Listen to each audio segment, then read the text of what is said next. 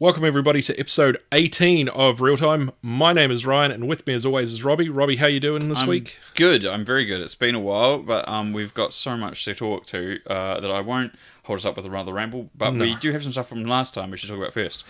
Yep. You've finally seen National Treasure 1 and 2? Yeah, I went and managed to see both of them. You told me that I should watch them, so I did. I thought they were right. They were a good, entertaining movie, not groundbreaking, but I was thoroughly surprised at how much I enjoyed them. So, yes, thank you for that. And then they're not, typical Nick Cage going off his nut. No, it gives them a chance to play with some bits where he gets to act up things, but it's definitely not like crazy Nick Cage. Has some rambles, but don't we all? Yeah, it's true.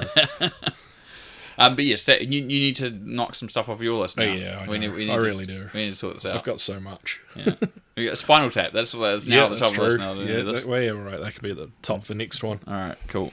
We'll continue. Last time we were talking about the stunts and the idea there should be stunt Oscars. And it just so happened, like literally the day after we'd done the recording, I think it was a day or a couple of days later, saw a discussion, and Chad Selesky, who obviously has done like John Wick, used to be stunt coordinator, stunt player and stuff, was talking about it and saying that he thinks that they should have them because all the other creative departments, even if it just ends up being like one of the creative Oscars that's not in the main ceremony, it should have one. Because they have technically they have 2 Oscar ceremonies a year, just one's more prominent. Yeah, it's the big ones, like the actors and directors and all that, but there's always the other like technical Oscars. Yeah. And it should technically be a technical Oscar, I guess. It should be part of that for sure. But just having one. But he also said that on the flip side, people working stunts don't do it for the awards or like really the motivational recognition of that sort of stuff. So they don't want celebrity, they don't want all that sort of stuff. So rather, it's really just about what's cool and kind of pushing each other and like what the industry can do, which I guess that's probably pretty true, but that's also kind of true of all the other departments, I would think too. If you were a cinematographer, you're kind of wanting to push new imagery and like what you can do that might be different, or if you're an editor, you're doing something different. You want to push the way a camera works, or how to film something. Or how it's put together, or if you're a sound, you're making sound effects and stuff. You're probably pushing creatively and new stuff, and you're interested in what other people are doing. So I don't think it's any different either, and they still get awards. So I think he's completely right. But it's also still a crime that it's not even a technical award. So yeah, for sure. Yeah, it's a bit of a shame. It's the same with like all sorts of technology, and like it's why James Cameron took 20, 30 years to film Avatar. The technology hadn't caught up to him. Well, that was it. Totally. He had the idea in the 90s, and took him 10 years to even get to a point where he could do that first one, and now it's taken him another 10 plus years to get to the point where he's happy to do sequels because of the other stuff. So yeah, I don't know. The other thing we talked about last time, which I just wanted to touch on, was we mentioned Cobra Kai was going to Netflix. I said I knew I'd seen it was sometime soon. They've announced that it will be the end of August, the 28th to be precise. I'm guessing that's in the States. I'd say so. And then they'll probably do roll out the next week or so, or next day or so. Next day, it could be start of September. It could be the same day, and it'll just end up being like the 29th here. But we'll see. But it's supposed to be around then, and then like the new one will happen when they can film it, because obviously that's not happening right now. Yeah. But yeah, that's basically. I just thought we'd go through a few catch ups. But there's so much to talk about, so we should probably get underway with an actual proper huge episode. Yeah, absolutely.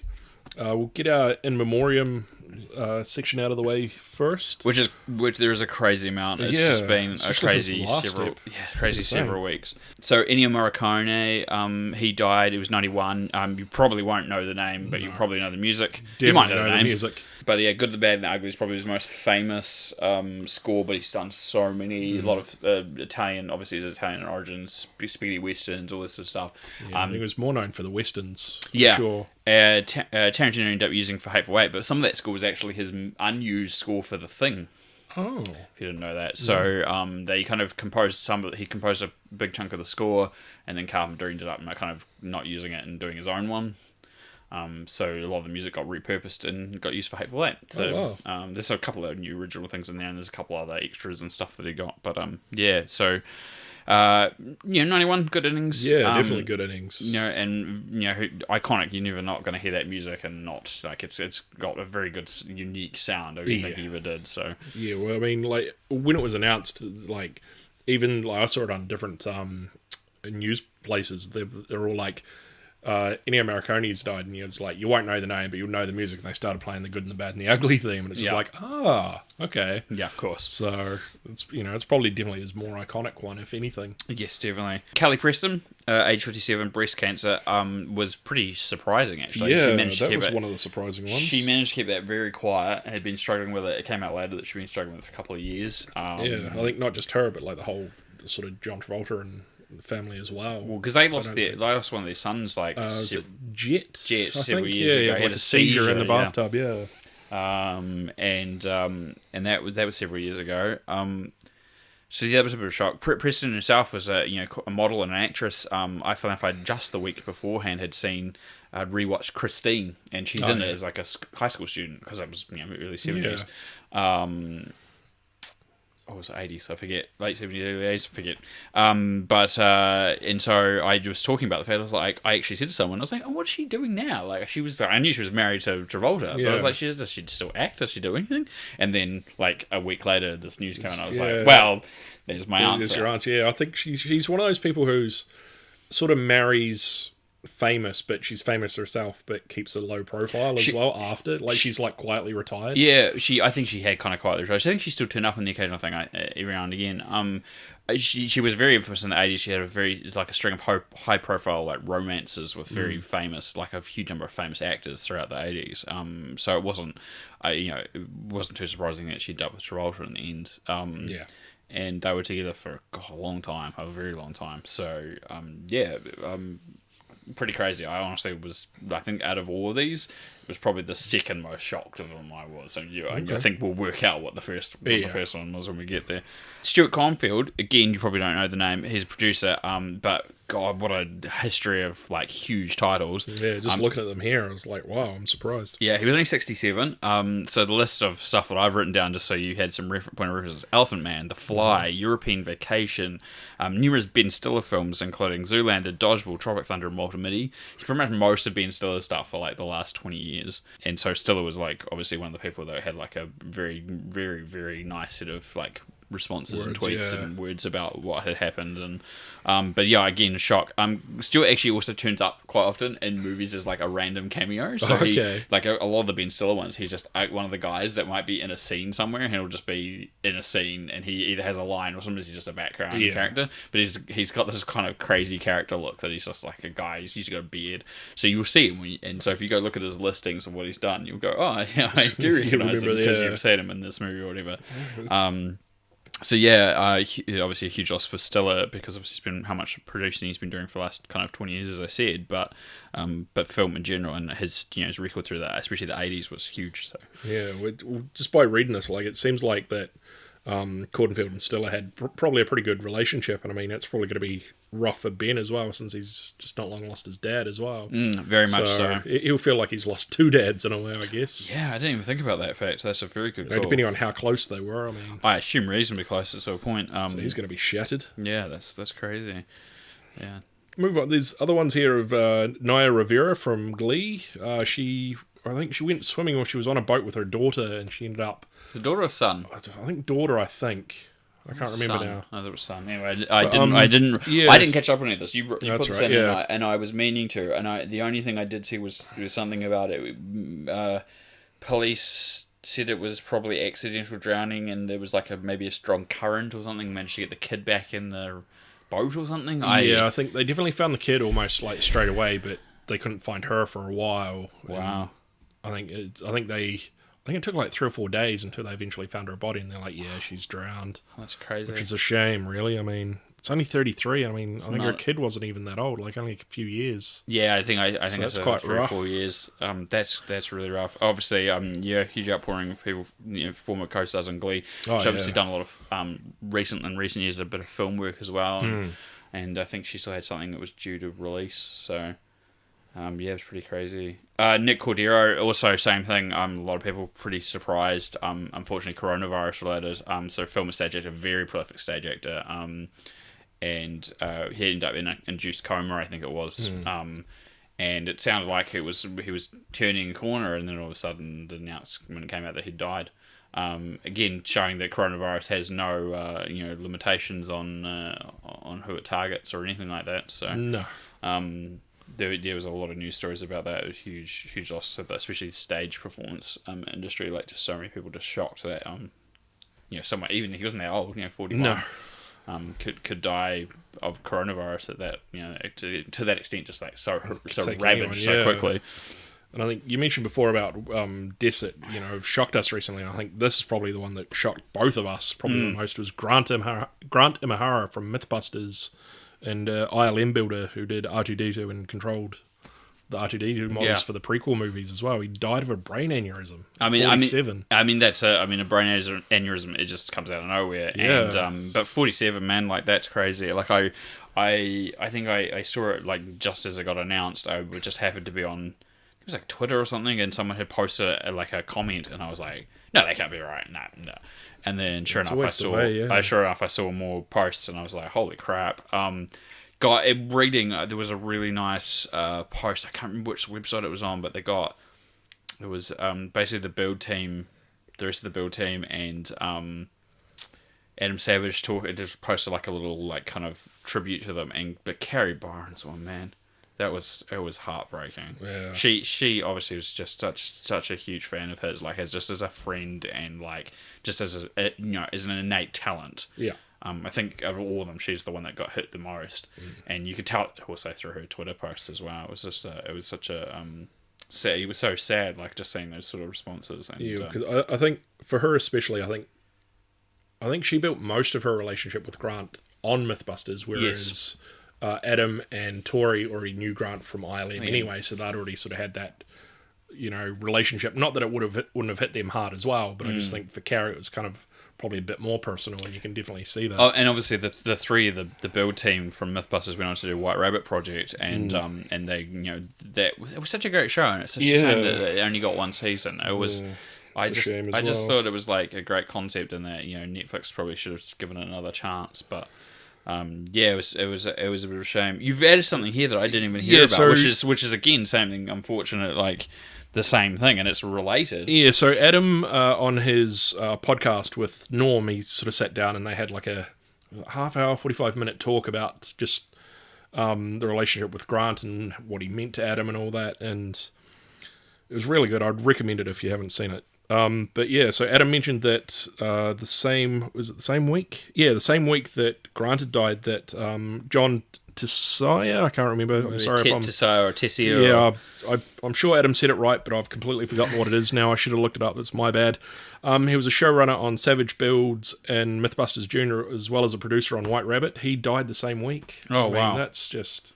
That's shocking. So it's like, you got to mourn, one person, then another person you knew from... pretty much the same thing in the same week. That's hard. That is really hard. And it's the thing, like, obviously Grant's such a, like, obviously he's out there as a personality, everyone knows him, but obviously the shows that he worked on and that, that Adam also worked on, they require crew, and they build up these relationships, and they're people that we don't know, we don't see on screen, but they're just as important. And so you shouldn't think any less of that fact, and to have that happen in the same way is such a just an unfortunate thing. Like, it's not under no one's control, obviously. No. But just bad timing. Like, that people were already reeling from one thing, and then all of a sudden they're like, oh my god, another one. Like, yeah, that's rough. Olivia de Havilland. Yeah. At 104. Yeah, she did really well. That's a really good innings. Yeah, yeah. So, like, she's an iconic... most people... I mean, some people listen to this podcast and I have no idea who we're talking about, but she is an iconic film actress. Most people know her from Gone with the Wind, but she won, like, so many Oscars through the 30s and 40s. Did a lot of stuff with Errol Flynn, including Captain Blood and Adventures of Robin Hood, which are probably his two most famous. And, yeah, so she kind of decided she had enough and kind of went to France, I think, in the 50s, like the early 50s, kind of had enough of the studio system of Hollywood and everything, and just left. And that was it. I mean, she came back, she had like honorary Oscars, and would occasionally appear. Her sister was, she would, basically it was a feud, like it was an actual feud with her sister. Was it Jane? Oh gosh, I can't remember her last name. But they were both, very well renowned actors or actresses, and that didn't help things either. So pretty crazy. But 104 is a good innings. I honestly, it's one of those ones that I know it sounds really bad. I just assumed she was already died. She'd already died sometime, like maybe in the last decade, and I had no idea that she was even still alive. And then they just say, "Oh no, she died," and I was like, "What? How old is she? Like, must be over 100." And then sure enough, it's 104. I was like, "Wow, that's pretty impressive." So, yeah, very much so. Yeah, there was also Wilford Brimley, aged 85. He's known for numerous roles, including The Thing, Seinfeld, Ewoks, The Battle for Endor, Cocoon, and numerous others. He was infamously also known as the diabetes guy, as from all the commercials in the US. There was a thing that he came up for recently. I think it was at the start of the year. Was one of the coaches for one of the Super Bowl teams this year looked really similar to him. And I remember like heaps of people going, "Is the diabetes guy?" Yeah, I vaguely remember the this. coach for the whatever team it was. That's right. And then he was like all over Twitter going, "No, it's me," and like I'm the diabetes guy. Yeah, I mean Wilford, like I was gonna say, I couldn't even remember that he was in Battle for Endor. You totally remember this, but obviously the Thing I knew. Seinfeld, he's like the postmaster general. If you remember that episode, yeah, he's brilliant in that. But they totally really hired him for the role because he was so. He kind of got pigeonholed in these sorts of roles where he's like this authoritarian kind of like guy in charge who seems kind of sweet, but really he's a hard ass. Yeah. And that's even the character he plays in The Thing's not that dissimilar from that.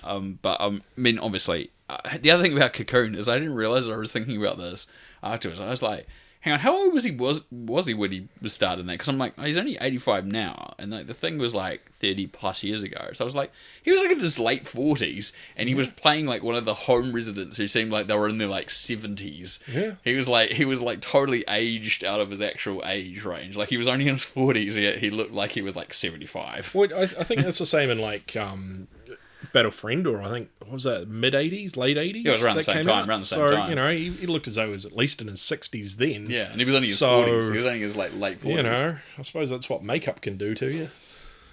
Some people just look older than they actually are, and some people look younger too. Yeah, that's true. Paul Rudd, we're looking at you. Exactly. I was going to say, the diabetes thing gets me every time too. Yeah. Like if you've heard the clip, I almost want to chuck a little bit of a soundbite of it in there because it's so funny. So it's not surprising it became less infamous. And he played it. He was in a lot of commercials too. That's the other thing I didn't mention. He was in a lot of commercials, which is where that came from. So, yeah. You put this in the end. It was a really valid point from last time because we were talking about the Magic School Bus and how they're going to turn a movie, and Elizabeth Banks was involved. And so she was one of the ones that shared this, was that Jonah Cole, who was the author of this Magic School Bus, died back in the early July at age 75. You had said you didn't know why. I found out it was idiopathic pulmonary fibrosis, or fibrosis of the lungs, which is like scarring, like internal scarring of the lungs. So it's once it's kind of onset, and you can get it in different organs basically. So which is why this one's pulmonary or whatever. It's pretty much unrecoverable. So it's unfortunate. But it was unfortunately timely again, kind of going back to the same thing. So. She obviously wrote a lot of books, but obviously this was like the thing that she was most known for. It's probably her most well known. And I mean, I don't know about you, but I definitely grew up reading the books as well as watching the cartoons. I did. I was the right age because I think she started publishing in the 80s, mid-ish 80s. So. I was definitely the right age for that sort of thing. I'll leave you with the last one for the week. Again, I can't believe how many there have been in the last month and a half. There was also, finally, there was comedian, actor, writer, and director. That's a mouthful. Carl Reiner at 98. It's another good innings. Yeah, as well. 98. I had to write down all the things he had done because I thought this is what he was all known for. Yeah, he was just so talented at what he was doing.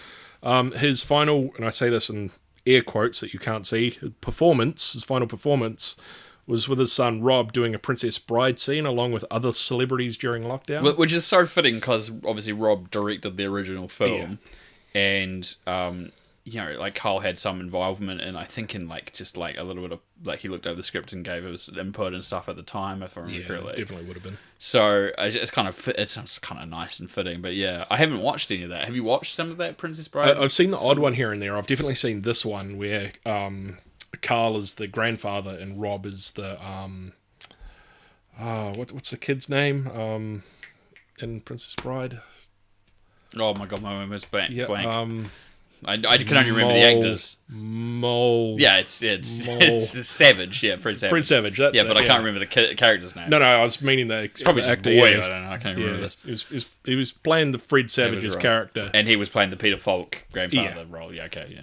That was quite funny. I could actually imagine that. I remember seeing the little trailer and seeing clips of it, and I'm pretty sure those two appeared in it at some point. This is obviously before he died, so I should go and check that out. But obviously, we can't say enough. I mean, Reiner's career has had so many stages, as we kind of alluded to, like comedian, actor, writer. You know, very, very well known. You know, with Mel Brooks. Yeah.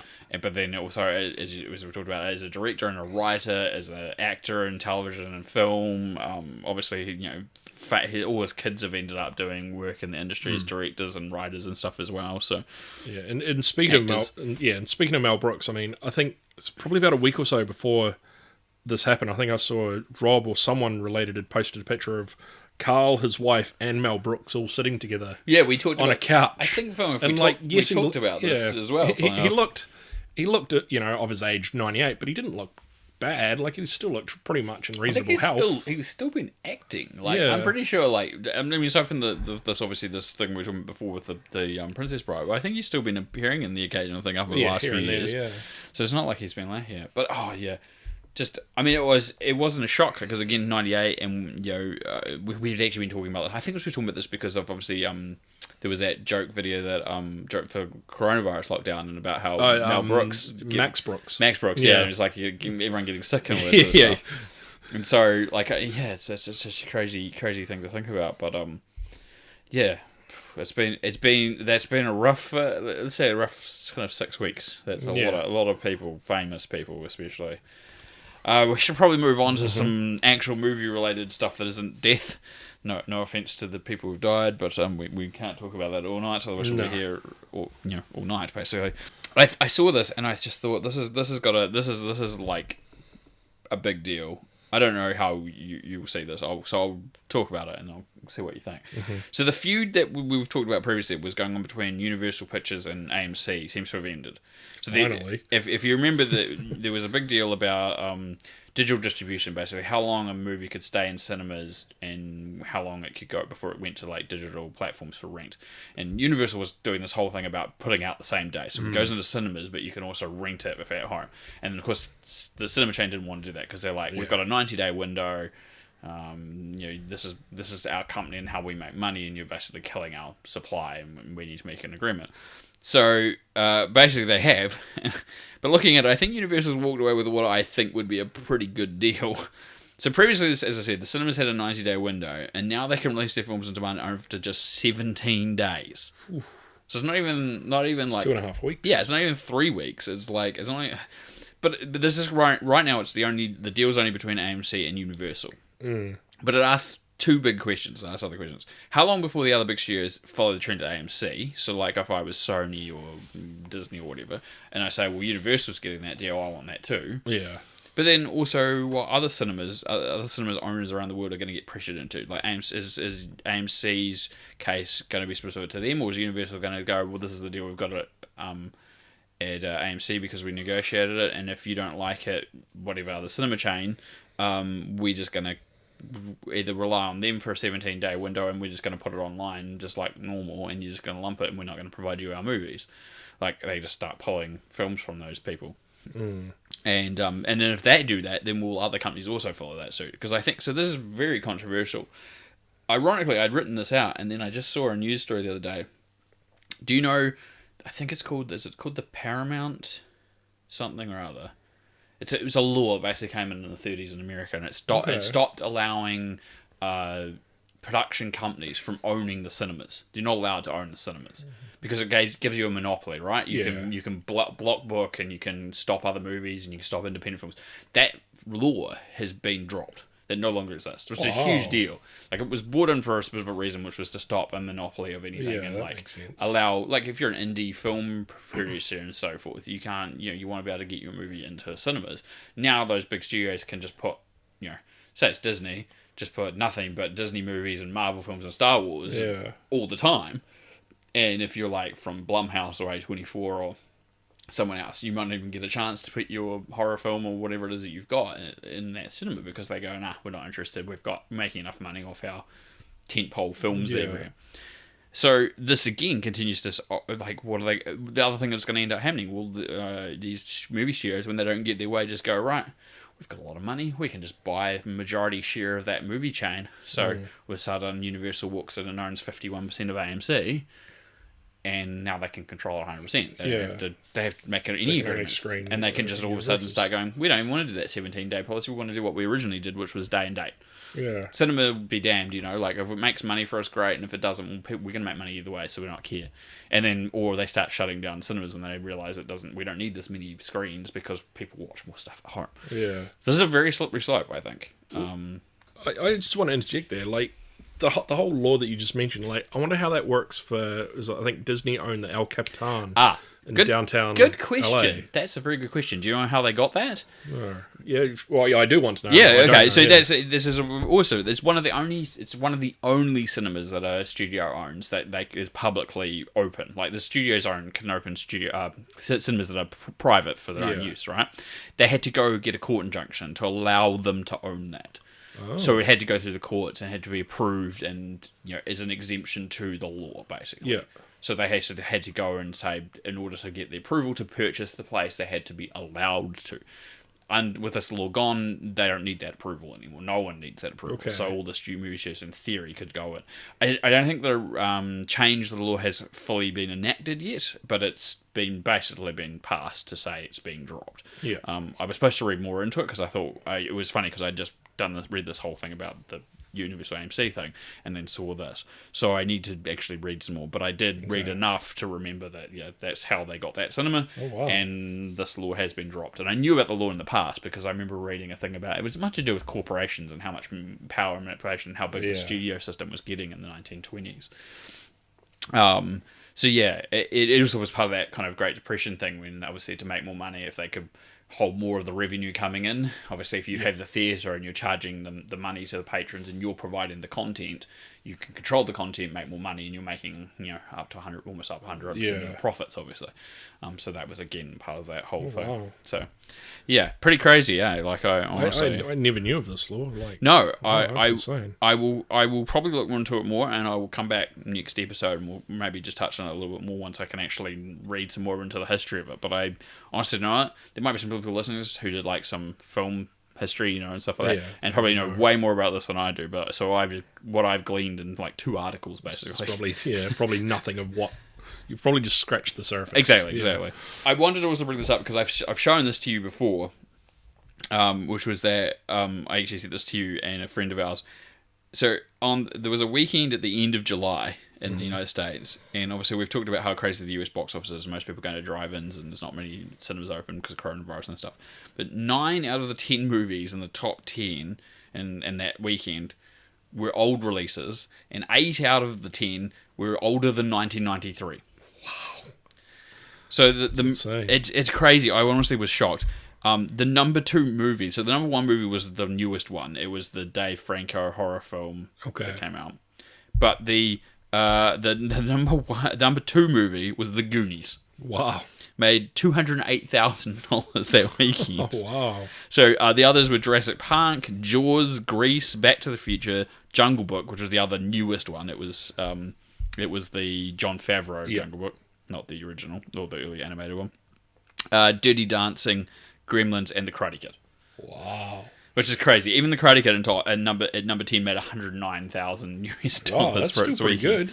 Good. From 202 theaters. I mean, most of these, like, not even that many cinemas. Like, Grease was 5th, made $138,000 from 83 cinemas. The Goonies was screening in 156. It's just crazy. And it made $208,000. But there's a pattern here, if you see these. They're all nostalgia films or date night films, I think. Oh, for sure. It's definitely a good handful there. Yeah, so Grease and like Dirty Dancing, go to a classic, take a date, go with the partner, get away from the kids, whatever kind of movies. Yeah, and the rest are take the kids, have a nostalgia blast, or a movie you haven't seen that you grew up on with. Goonies, Jurassic Park, Jaws, Back to the Future. Like a lot of those I've seen and I'd like to go see on the big screen myself, so I probably would have gone to see. Well, this. that's it. I mean, I know personally, like you and I have definitely seen Back to the Future on the movie screen before. Like I've gone to Jurassic Park both in 2D and 3D. I haven't seen the Goonies in the cinema for a long time, but I have before. Jaws I've seen in the cinema. Like most of those I've seen, but if they came on, like I'll go see them. I just went and saw Aliens a couple of years ago because I haven't seen it in years, and I was like, I'm gonna go see that. That sounds awesome. So, yeah, I can I can see the appeal, but it's just so crazy that we're like halfway through this year, and it's like these 9 out of 10 watching movies. these nostalgia. Well, here's my question too: is that if movies get back to some sort of a normality after this COVID, do we think that nostalgia movies could make a comeback as well? Like just as a you say like you have your main movies on, say, like your Friday afternoon, night, Saturday, Sunday, when people aren't really working a 9 to 5 Monday to Friday job. Yeah. But say like during the week for people that have like your odd shifts, like myself, where I could have a break, like a 2-day break in the middle of the week. Like put a nostalgic movie on. I'd probably go see. I think that's the other thing. It's not even just about that. It's just like on a random Wednesday night for a movie that's different. Like I know some of the cinemas will be like $5 tickets. Just put like a retrofit cinema on for $5. Like I would totally see that. I maybe, but I mean some countries that already happens. Like I mean, when I was in the UK, there was definitely a few theatres around that just played old prints of stuff that they could get their hands on, or like reissued things. And sometimes it was something from 20 years ago, sometimes it was something that was a year ago, it just gets a reissue because maybe some people, it was so popular. Like I remember when I was last in the UK, obviously Gone Girl had come out and was so huge a success that one of the cinemas, even though after it came out on DVD and Blu-ray, they just went, there's a demand for people to come see this on a cinema screen still, so they put it back on again. Oh wow. And it was doing quite well. Like it was crazy. So it's a great idea. I'd love to see more of it. The problem I get is that probably with this kind of condensed coronavirus delay, kind of how next year's looking, there's too many new movies looking like it's going to be next year. This is going to be insane. I think it's going to be too much. If this doesn't, new movies, if this doesn't continue to drag on and push everything back in after January in the States, then it's going to be chaos. You're just going to have too many new movies too soon and not much time for anything else. Exactly, and then you're not going to have your retro cinema screenings. I mean, here maybe in some certain cinemas. And then there's always boutique cinemas. I mean, we have like the Hollywood in Avondale, the Academy Cinema at the library. They do play a lot of old prints when they can get them. And just like random classics, and like the Academy might play some noir films or dramas or comedies, from the 30s, 40s, and 50s sometimes, and like the Hollywood's playing like crazy midnight movies from like the 70s, and and as well as like some crazy blockbusters and action movies or one-offs and cult films and stuff as well. So yeah. So we'll move on to our comic section. Very short comics, not. I don't know. That was a weird segue. We'll go with it. Keanu Reeves is writing a comic book called Berserker, and I say it that way because there's no vowels. It's literally spelt Brzrkr.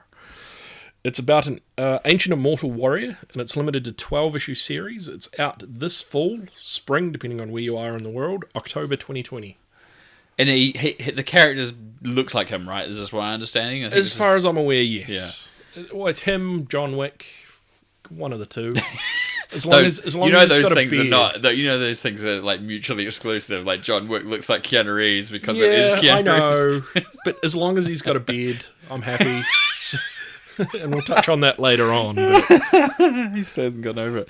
It's just weird to see him. All right, we'll come back to that. We can go on that for hours. Whoa. Yeah, what do you think it'll spin off anything other than a comic book? I mean, he's obviously... This is the thing I didn't realise. I mean, I didn't quite realise about... I mean, it makes sense, but I mean, he was in Constantine. He obviously has some concept and understanding about comics. Like, he's obviously either a fan or something. It's never really been addressed.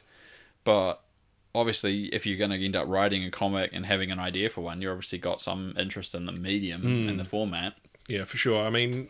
with the exception of Constantine, I don't think there's been much talk of him being in, say, like a DC or a Marvel film. Oh, there's always people clamoring to him to do a Marvel role. To do one, but whether or not, I mean, they may have approached him and they just haven't found. I mean, I'm pretty sure one of the executives has said they just haven't found the role that they found yet that's right for him. There's like the perfect or that role he doesn't feel right for as well. Yeah, but I definitely think that potentially this could spawn off its own movie or movies, dare I say it? I was going to if it picks up. I was going to say if the Russo brothers Man on Fire riff can turn into Extraction on Netflix, I'm sure this can turn into something else. Yeah.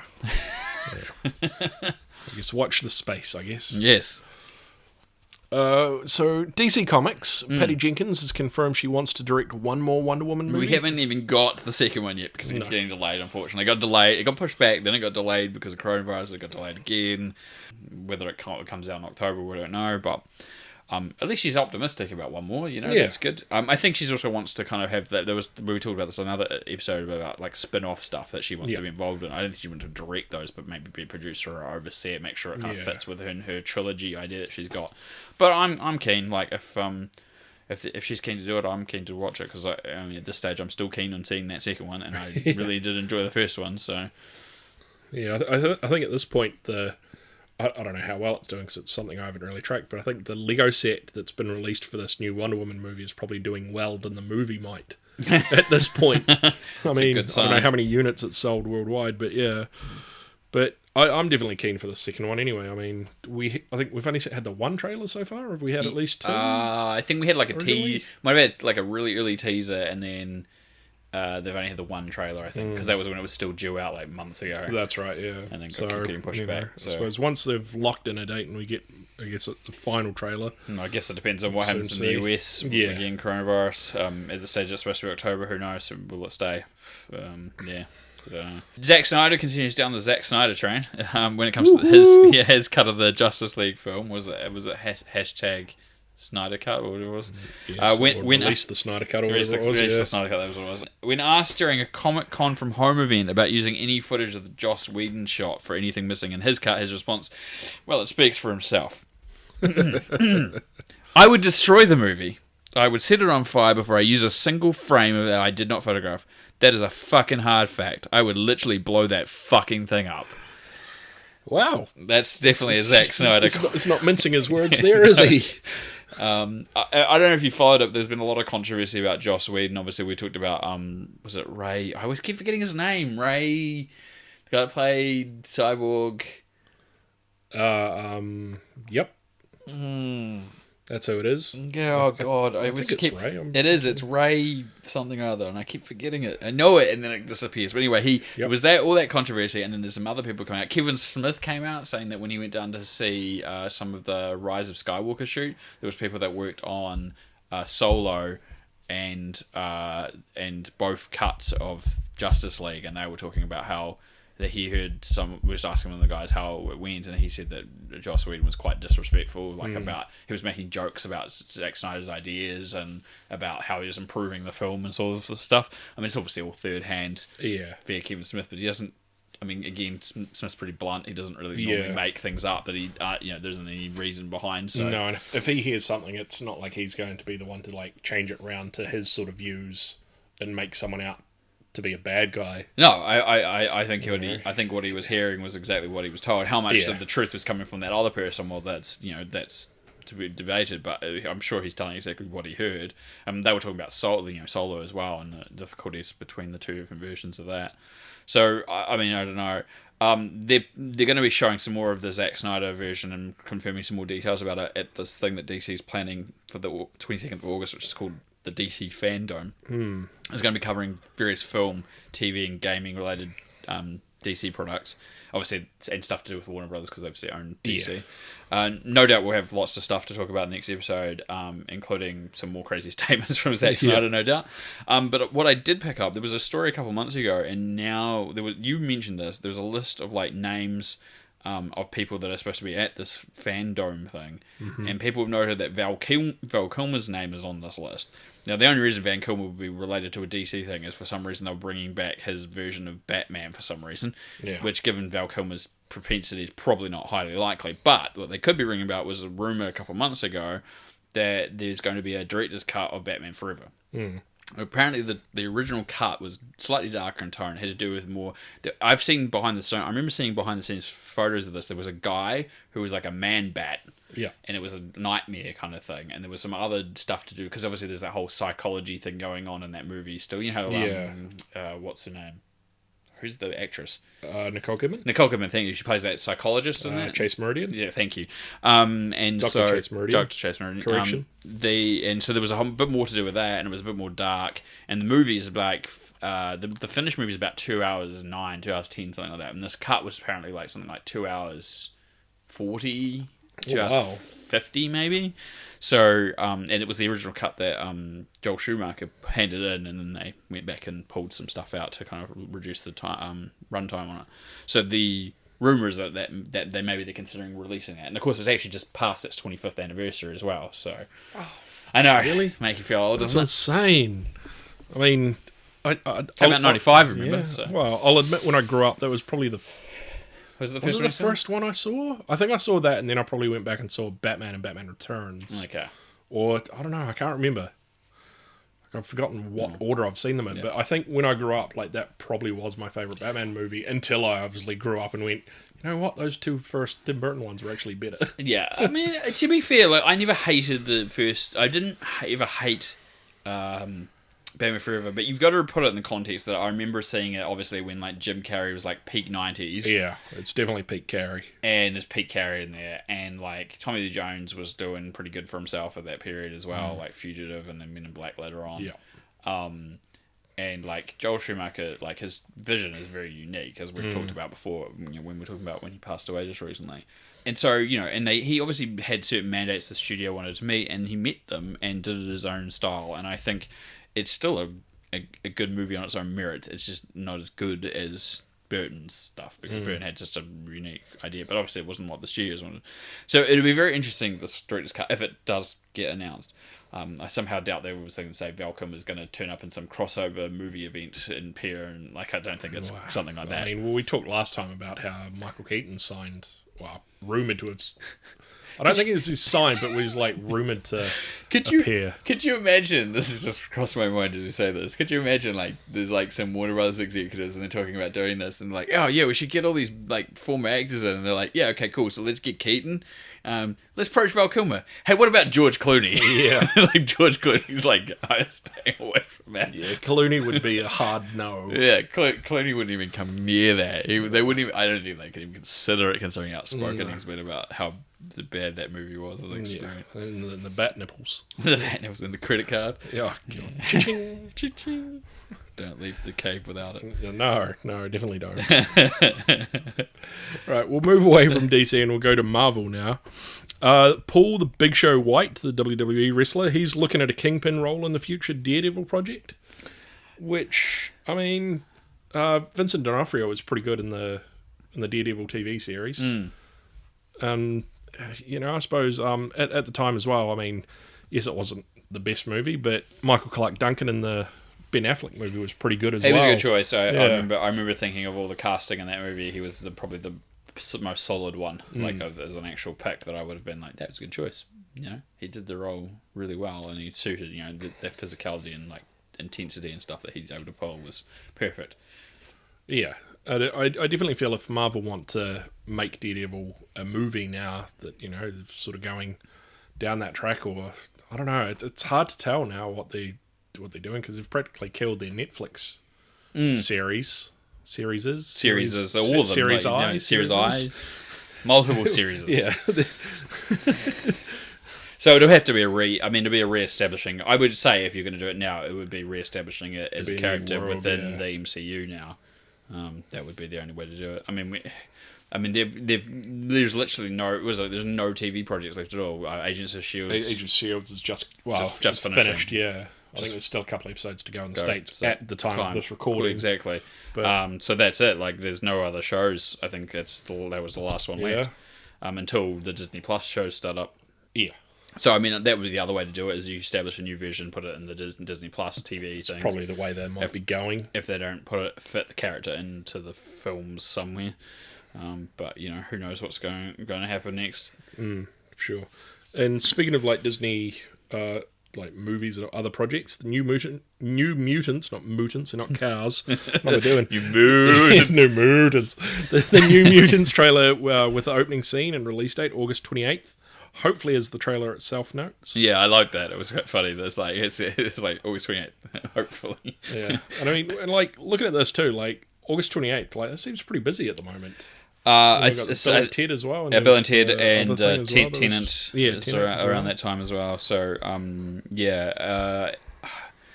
it's so And crazy to Cobra me. Kai as well. Yeah, on I was Netflix. gonna say it's so crazy to me that like we'll get to this because obviously there's a movie that is now going to Disney Plus, but like this ends up getting a cinema release. Whereas if you'd asked me maybe 2 months ago, I would have been like, yeah, this will probably end up on Disney Plus. Yeah. And the other one would still get the cinema release. I don't get Disney's approach on this. They're obviously like, if it makes money at this point, it's been so delayed. Will anyone care? I don't know. I'm keen. Like, I've seen the last trailer. It was good. Like, I'm interested. Yeah, I think at this point, like, you can keep releasing trailers, but I don't know if it's going to make me want to go see it because it's just been delayed so much now. It's a tough one. Well, it's got nothing to do with the other X-Men movies. I mean, No. that's the other part of it. They decided early on not to remove it from that. So yeah, we'll see anyway. But who knows? Maybe it again if Disney decides, you know what, coronavirus hasn't changed, and it's getting close to August, and they go, yeah, let's push it back again, or let's just put it on Disney Plus. I won't be surprised. So Yeah. So some Disney Plus stuff. Falcon and the Winter Soldier and WandaVision have both been delayed at Disney until 2021. Which I guess wasn't too much of a surprise, to be honest. Well, I think they were scheduled for later this year, but Yes, I guess originally. they were sort of still filming some stuff, and as well as being in post-production. Well, that of was certain other things. That was it. I remember having seen interviews that both of them were still in filming. I think WandaVision had shot more than Winter Soldier had. Falcon and Winter Soldier. And for that, they have noted that the Falcon and Winter Soldier has to start new filming in the Czech Republic at some point shortly. Yeah. And WandaVision will have at least 9 episodes, according to info revealed about the episode numbers. So there was a run number of like one season, like season 109. Yeah. So okay. there's at least 9 episodes. There might be 10 or there could be 12, Yeah. but they know there's at least 9 I was because going to say 9's an odd number. it is. But I mean, some shows do have like 6 or 8 Yeah. or 7, occasionally. So, but I would say I'm going to guess. My guess will be 10. Yeah. I would say that. 10, 12 at the most. Yeah. So that would make sense. Yeah. Oh, here's a good one for you. I knew. Do you want to say this? This is what I was talking about. Like this is what I was saying. Can you say it by reading it, or you just can't say it at all? Do we want to... Chiwetel Ejiofor? Hey, Yeah. ding! There we go. Well done. When I can see it, I'm okay with it. It's trying to do it off the. I told you this last time. When I can't see it, when I can't visualize it, I will go. I will say it's supposed to be Chiwetel, and then I'll say no, it's not. That sounds stupid, and talk myself out of it. Ejiofor is fine. That's never been the problem. It's always been the first. It's been Chiwetel. But funny enough, I was still thinking about this beforehand. This is why I added this specifically. I saw this news and I was going to add it anyway, but I added it specifically with that in there so that we'd have this conversation. Yeah. But I was funny enough looking at a video, and it must have been from a few years ago, and he was at a film festival, and somebody asked him about people mispronouncing his name. He's like, I don't really care. People do it all the time. Yeah. I've got an unusual name. I'm okay with this. That's fair. It's fair enough. Anyway, he's looking forward to working with Sam Raimi in the next Doctor Strange movie, as he was a massive fan of Raimi's Darkman film when he was young. So I thought it was quite interesting. I was like, that's not. I mean, lots of people don't even remember that probably. No, Raimi even or made even those. know what it is. And that there was like some sequels to it as well. Yeah. And it was obviously based on a comic as well. Yeah. Very young Liam Neeson in the first one. So yeah, I'd be very interested to see. He's very receptive to the idea, and so. Yeah, I'm keen to see this movie. So yeah, I just thought I'd chuck that little nugget in there just so we could have that conversation as well. There's an upcoming Candyman remake with... No. Oh, The upcoming Candyman remake sorry. director, Nia DaCosta, looks set to be directing the Captain Marvel sequel. Makes a bit more sense, doesn't it? Sorry, yeah. Yes. Sorry, I should have read that first. My bad. Emphasis on the wrong syllables. Yep. Yeah. Wrong emphasis on the wrong syllable. Thanks. That's the one I was trying to think of. So yeah, this training came out a couple of days ago. I don't know if you saw this. I'm guessing you haven't. No, I hadn't. DaCosta's done quite a few like kind of like indie films, and I think maybe one other horror movie. I've forgotten now. I didn't know. Obviously, Candyman itself's been pushed back. It was supposed to come out, I think, like next month or September, October, something like that, and pushed back. Isn't that the one Jordan Peele was supposed to be attached to? He's producer. Oh, yeah, there we go. So he is. He's producer. She's the director, and she was writer or co-writer, I forget. Okay. But yeah, she got announced the the 2 directors that worked on the first Captain Marvel, because I think it had been rumored, and then basically I don't know if it had been confirmed yet, but then they just congratulated her on Twitter. So I'll just take that as confirmed. Yeah. if they're doing an official confirmation, I'll take it as that. But I think that's the only way I saw that it kind of seemed to be actually set in place. Okay. Move on again. The Russo brothers, who got asked if they would come back to the MCU, and they said they would do so if they could do something bigger than Infinity War and Endgame, which is pretty crazy to me, to be honest. That's a pretty tall ask. I mean, they were both pretty big movies. Exactly. So they suggested there's always a possibility if they did like the Secret Wars, if they brought that into the MCU, they would consider it, but they don't have any plans to do so. So it would all depend on when Marvel takes it, and if they. Yeah. But obviously, that's a good thing for Marvel to have in their back pocket if they all of a sudden decided, yep, we are definitely going to go down that track. Then bringing them back into the fold because they're intrigued in the idea of being able to get that scope and scale. And you could. I definitely see the Russos. They could do like not necessarily Guardians of the Galaxy, but they could definitely do the cosmic side of the Marvel universe with like all the different. Yeah, I mean, not Earthbound. I guess heroes. It's that thing that obviously Sean Gunn. James Gunn, had brought in. What is that, Sean Gunn? James Gunn. Yeah, no, it's his brother. James Gunn brought in that obviously started to expand that sort of thing, and then obviously Thor kind of also with Kenneth Branagh kind of brought it back to Earth, but those Thor sequels that kind of expanded it, but not nearly as good as Guardians, I don't think. No. And so to kind of continue that would be very interesting. Captain Marvel obviously has to go that way later. I mean, the first one was obviously a lot more Earthbound, but the sequel can go anywhere. Yeah, it could definitely go to space itself, and I mean, there's been rumours that, with Thor leaving with the Guardians at the end of Endgame, it's going to be, more cosmic, at least in Thor 4, which we'll get to in a minute, as well as in Guardians 3, whenever that comes out. Yeah, the stage could be any time. Yeah, and I think from what I've read as well, is that James Gunn has said that this current lineup of Guardians will be it for his, at least, trilogy of Guardians films anyway. That makes sense. And I think that's why they had like Sylvester Stallone and his group in the last one. Yeah, they kind of set up the Ravagers that were also the characters had been previously part of the Guardians comics, which is a sensible idea to have that in your back pocket, I guess, and kind of that also adds a little bit of extra characters that could pop up in this one coming as well. For sure. As you said, Thor 4, or Love and Thunder as it's called, Taika Waititi says that it'll be a romance film, which is something he's, quote, previously never wanted to do or been interested in, end quote. Until now, where he wants to give it a shot, basically. Natalie Portman revealed that the shoot will be taking place in Australia starting in early 2021, assuming that coronavirus doesn't consume the entirety of Australia, like it does in South depending Australia on what part of Australia they film in, I suppose. But meaning by start 2021, the way it's going right now. The way it's going, for could sure. Could be like America all over again.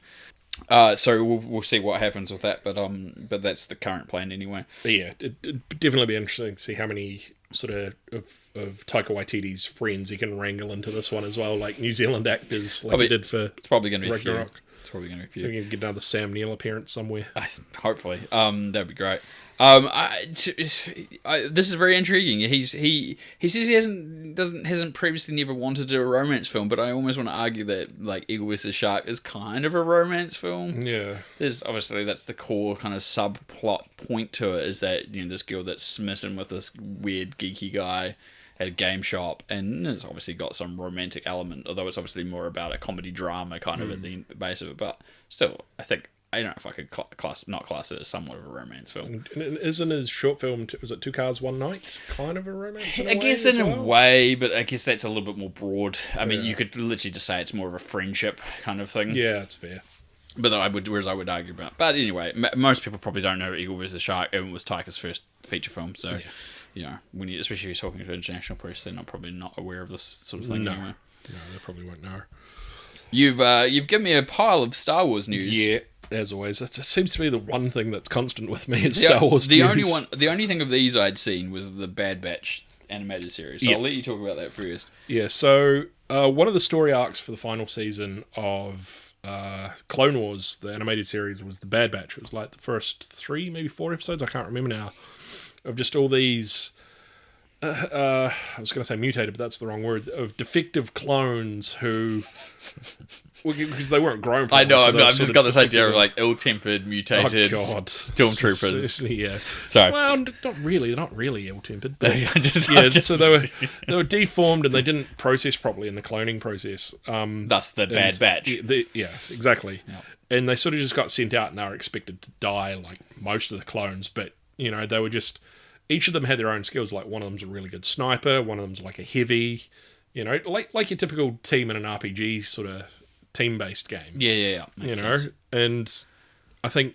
I don't know whether it was they had this plan before that Ark and Clone Wars came out or whether they just had a good response from that, but it's now getting its own animated series in 2021, which I'm quite shocked and stoked about because I enjoyed that story arc. Oh, well, that's good. So I was like, I'd be keen to see more of them. Do you think that the reaction was the thing? I mean, obviously, as you said, you enjoyed it. It's hard to say. I mean, that's the question I'm asking. I was like, did they have this plan before they'd released it, or did they get the reaction back saying, "Oh, can we see more of that Bad Batch?" So I'm unsure. I need to do some more digging on this and actually have a look at it. So I'll make a note of that and look into it for the next episode. No worries. That sounds good. And Hayden Christensen is rumoured to make a regular appearances in the upcoming Obi-Wan series on Disney Plus, which is questioning was making people question it quite a bit because obviously at the end of Revenge of the Sith, Christensen becomes Darth Vader. Is it flashbacks? Is it Force visions? Is it these sorts of things? Like see, that's the thing too. Is like if it's Force visions, he's going to be like the burnt and scarred. Or it could be both. Version, or it could be both. There's nothing stopping you. It's true. I mean, he did sort of come back as himself at the end of Return of the Jedi after Revenge of the Sith came back, but I won't get into that. Yes, but the thing about this though is that because that was technically the last time he was Anakin, so that's George Lucas argument, but whatever. It's not stuck on that path, but no. But then my question is that it's a bit of a push. Like you've got Ewan McGregor coming back after this year because he's going to play an older Obi-Wan. Totally makes sense. Yeah. Hayden Christensen does not look like what he did 20 years ago. No. So this is interesting. Yeah, it's a bit of a push. I mean, if anything, I think it's probably likely to be flashbacks. I mean, we've seen flashbacks in the Star Wars universe now thanks to J.J. Abrams movies as well. And, seeing like the... de-aging people as well. Yeah, and the de-aging. So, I mean... That's the only way they'll go down this path. I think that's the only way it could be. I could be wrong. It could be... I don't know, he's somehow given himself I don't know. Well, we'll see. He could be an unmasked Vader talking to Palpatine. I don't know. Who could knows? Be all sorts of stuff. Yeah, it depends on where this goes. But this is not the only thing that's been rumoured for the series. No, not for Obi-Wan series. Amelia Clarke is rumoured to be returning as Kira from Solo as well, which would make sense. I mean, it's probably about...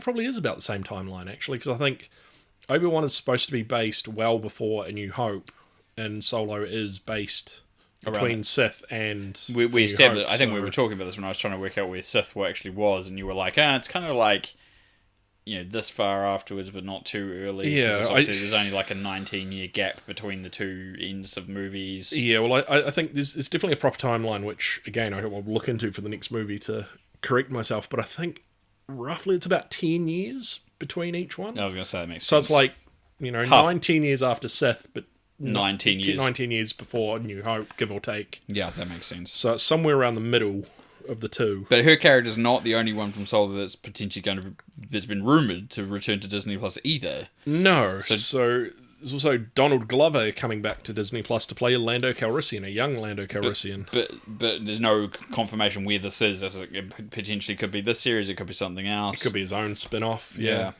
I kind of just want to see... I'm actually kind of like... We've talked about this. I didn't really like Solo that much, and I've talked about this why there's a bunch of stuff that I didn't need to know the origins of. But outside of that stuff, it was an okay movie, and I still would be interested in seeing a sequel more than perhaps including these characters and other things, but Disney's going to Disney, so... Yeah, for sure. Speaking of Disneying... Yep. Tom Hanks... is possibly going to be cast as Geppetto in the Disney live-action Pinocchio film directed by Robert Zemeckis. We've talked about this. Zemeckis has got the film, and obviously the technology for him is obviously important. And he's worked with Hanks, obviously. Yeah. Polar Express, along with other things. So, I don't do. Yeah, it's like it feels like so obvious casting. Yet I almost want to say Zemeckis could. There's no discredit. Obviously, Tom Hanks is a brilliant actor, but just like do better to try and challenge, like us with someone else. Like, does Tom Hanks have to be like every genteel guy, like ever? Like, so it hasn't been confirmed, but it seems quite likely. Like, I can see if this rumor's coming up, I can definitely like if it got cast announced, I would totally be like, yeah, it makes sense. It's like not surprising anymore. No, well, I mean, if Tom Hanks is actually confirmed and cast, I mean, he can't do any worse than Drew Carey did in the early 2000s with Geppetto. Oh, yeah, okay. Fair call. Yeah, I would much prefer to see Tom Hanks in the role. Yeah. But that wasn't the only rumoured casting for another live-action film. As I've talked about so many times, how many they have to turn all their animated films into live-action. So there was the live-action Peter Pan film, which we talked about. It's going to be called, well, possibly, Peter Pan and Wendy. But they're potentially looking to cast Jude Law as Captain Hook. Which you seem unenthused. What's wrong with Dustin Hoffman? He was okay. All right. I don't think it was that good. Like, he was okay. I liked it. Because the face. Bring me Peter Pan. He knew what. I'll give him that much credit. He knew what movie he was on. Like, you know what I mean? Like, he was playing it up to the hilt. Like, he knew that this was a chance to just play it over the top. Yeah, I'll give you that then. Yeah, maybe that's why I don't like it that much. But I just remember him constantly going, Smee! And it just drove me nuts. Like, yeah. But maybe it's because maybe it was like because I was a certain age at the time I saw that movie, and I was just like, it wasn't. I felt like I was talking down to me. I think as a movie. I don't know. It's stupid. No, just the idea. I think Jude Law of like a captain of a pirate ship just seems a bit odd to me. Yeah, I'm not saying he can't play it. But no, I'm with you. I don't see Jude Law playing Hook myself. I just think it's not a good choice. But we'll see. It's only rumored at the stage. There's no director attached to it or anything. I don't think there is. I need to look this up as well. There's another thing we need to look up. I don't remember being. It's not like the Pinocchio one where it was Zemeckis. I don't think there is. But the fact they're calling it Peter Pan and Wendy, they've obviously got so far on with it. Okay. Yeah. I saw this, and I don't know if you saw this, but I thought it was hilarious. So we had this discussion previously about Daryl Hannah's backside being covered by the CGI hair, because it was offensive. Splash, yeah, for kids and Splash. But apparently Hugh Jackman's backside and his F-bomb in Days of Future Past is somehow fine. They're both on Disney Plus. Okay. Jackman himself noted this on Instagram. It's the first uncensored, high-rated film on the Disney Plus platform because it got added a month or so back. Yeah. And so they're still in there, apparently. All right. I need to double check. I haven't checked this myself, but the fact that it's been mentioned by several people, I'm guessing this is correct. Yeah. But so Jackson's man ass, fine. Daryl Hannah's woman ass, not great. And There's then a weird double standard there. It's the so atypical US double standard. Yeah. And then the F-bomb as well. Like we this has to be a kid-friendly platform, and then they're like, we'll leave the F-bomb in there because it's the one F-bomb. It's a PG-13 or whatever. Because that's your PG-13 can have the one F-bomb that's non-sexual F-bomb, and so. And I mean that's the only reason he said he'd come in for that movie anyway, if he could drop an F-bomb. And they're like, yeah, sure. That was I think that was the one, this cameo in First Class. Oh. My bad. Because that's the one who's like... this is Days of Future Past. My mistake. I was seeing it First Class. Yeah. Sorry. My bad. Yeah. That's that one where he goes, go fuck yourself. Yeah. I don't think I remember the one in Days of Future Past. I don't remember either. I need to... This is why that's why I got confused. Because I could only think of... Maybe that was that. He was like, I'm going to keep doing it, but I still get to get the F-bomb again. So, I don't know. I was going to say, though, this hasn't stopped Disney's subscribers base from booming, though. Disney actually had a 5-year plan to reach a range of somewhere between 60 and 90 million users. That was the numbers they were kind of happy with. Yeah. It's already hit 60 million in about 9 months. Oh. For comparison, just for comparison's sake, Netflix has about 200 million worldwide. but it's been around for a long time. Yeah, been around for longer. So give Disney Plus 10 years and more content, it could easily reach that as well. Oh, so. for sure. Well, I mean, if Disney start buying up more studios, I mean, imagine all the Fox stuff that they're going to start putting on there. There's all more. I mean, Fox Simpsons kids. is already on there, but Yeah. imagine everything else Fox has owned. Yeah. So yeah, that's pretty crazy. I saw that and was like, I mean, they could put up 6 Star Wars films. Oh wait, they're already there. Isn't there more than 6? Yeah, I know, but like the first 6 came out under Fox. That's more what I mean. Yeah, sure. So it's like they could re-upload them or something. Yeah. Or Give us the originals, Lucas. Damn it. Unedited originals. Put one in the cinema, and then not the cinema, in the museum. Greedo shot first. Yeah. I mean, I mean, what? Shall we move on? Let's move on from our Star Wars rant. We've got some retro things here. James Wan's production company has signed on to develop a new film version of Knight Rider. Yeah, it's funny. This is so weird. I read this literally today, and I had been making a joke last week, or maybe a couple weeks ago, about like old things being turned into movies and how they like just recycle everything again. And I actually used Knight Rider as a jokey example, and then like I read that today, and I was like, oh my god. Because I was like, I mean, if I ask someone who's like under the age of like, I don't know, 25, who the hell David Hasselhoff is, Yeah. if they know, they might know like he was in SpongeBob, I was going to say, they'd probably say SpongeBob. If anything. and they might know Baywatch because of that SpongeBob thing. Like they might know about Baywatch. Yeah, they probably would have looked up, yeah. But they probably have no idea about Knight Rider. And then I was talking about how like they tried bringing Knight Rider back as a TV series in the late 2000s. Yeah. And then that didn't failed failed. terribly. And I'm thinking like other film, like when they did that film version, the A-Team, Oh, yeah. which was fine.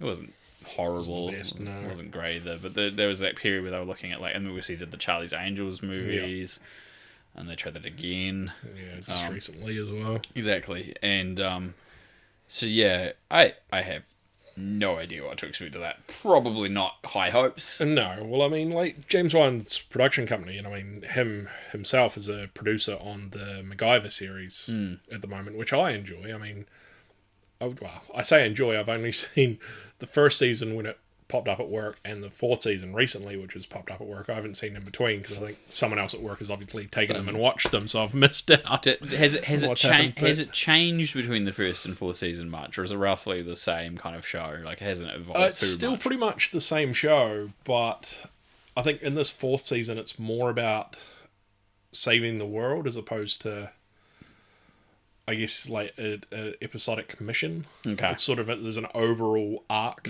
Makes sense. And I mean, the 4th season was, like, I've read about this, the 4th season was cut short due to COVID, so they sort of had to, I don't know whether this was the overall storyline for the whole season, or they had to condense it down to Well, what they were limited to to. do and finish it on kind of a cliffhanger for the season. That makes sense. So it's hard to say unless they, bring up the rest of the season when they can, I guess. Or Yeah, I'd forgotten about MacGyver. MacGyver. It's a good. But I enjoyed it. I mean, it's definitely a far cry from the Richard Dean Anderson version, and even he's come out and said that it's different from what they did as well. I mean, you want it to be different. I think enough. Like that's the thing. Like if you want it to be different, I think there's a difference between different and good though. But I haven't seen enough to judge it that much. I've seen usually promos and going, that looks kind of silly. But then I'm the same person who laughed his ass off at MacGruber, so I can't talk. So yeah, I guess I mean James Wan's probably got a good reputation with that sort of thing. Yeah, like an old sort of thing. Something. Yeah, and kind of putting a bit of reinvention in it, and then obviously works with writers who hopefully have got the same mentality, because obviously he's not writing it or something; it's his production company. Yeah. So yeah, I don't know. It's our early stages anyway. It's only just been reported on, so we'll see what happens. Or it may not go anywhere. It may turn into something massive. Who knows? No, and I'd say if Hasselhoff doesn't make a cameo himself, he'll probably be the car, like the voice of the car. I'd say. Oh God, I didn't even think about that. All right, yeah, sure, very cool. Moving on, Viacom CBS has talked about bringing back both Beavis and Butthead and Ren and Stimpy, with both being relaunched in like a new modern form on Comedy Central. Like, they announced Beavis and Butthead first, and then, like, 2 weeks later they went, oh, and also we're doing Ren and Stimpy. So, I don't know what form this is going to take. Obviously, I think both of them tried to relaunch both of them at some point in the 2000s or early 2010s. Yeah, I remember Beavis and Butthead definitely, but Ren and Stimpy. Ren and Stimpy had like the new version where they blatantly just stopped pretending that they were a gay couple.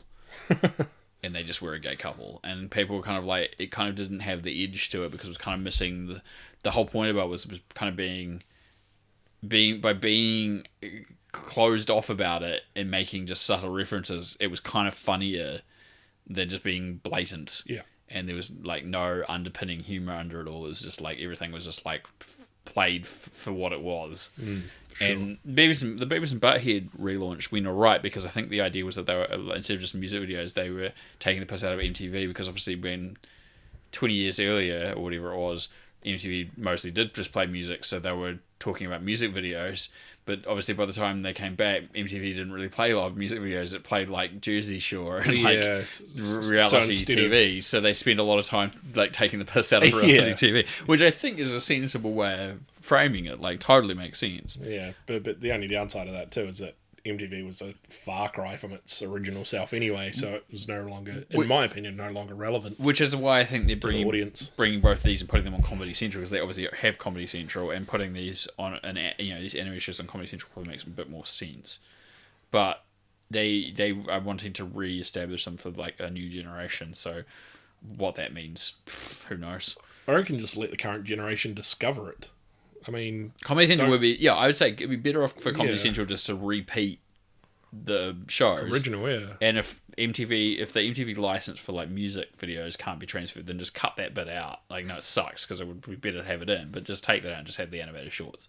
And if you're going to do that, then put Daria on and all that as well. Like, put all the other shows that are related. Yeah, just let the new generation experience it or discover it. Don't create something new of something old for a new generation. I guess it's the thing whether or not you sit down and go, has this aged? Like, was it all relevant to its time period or not? Too, like, yeah. I couldn't.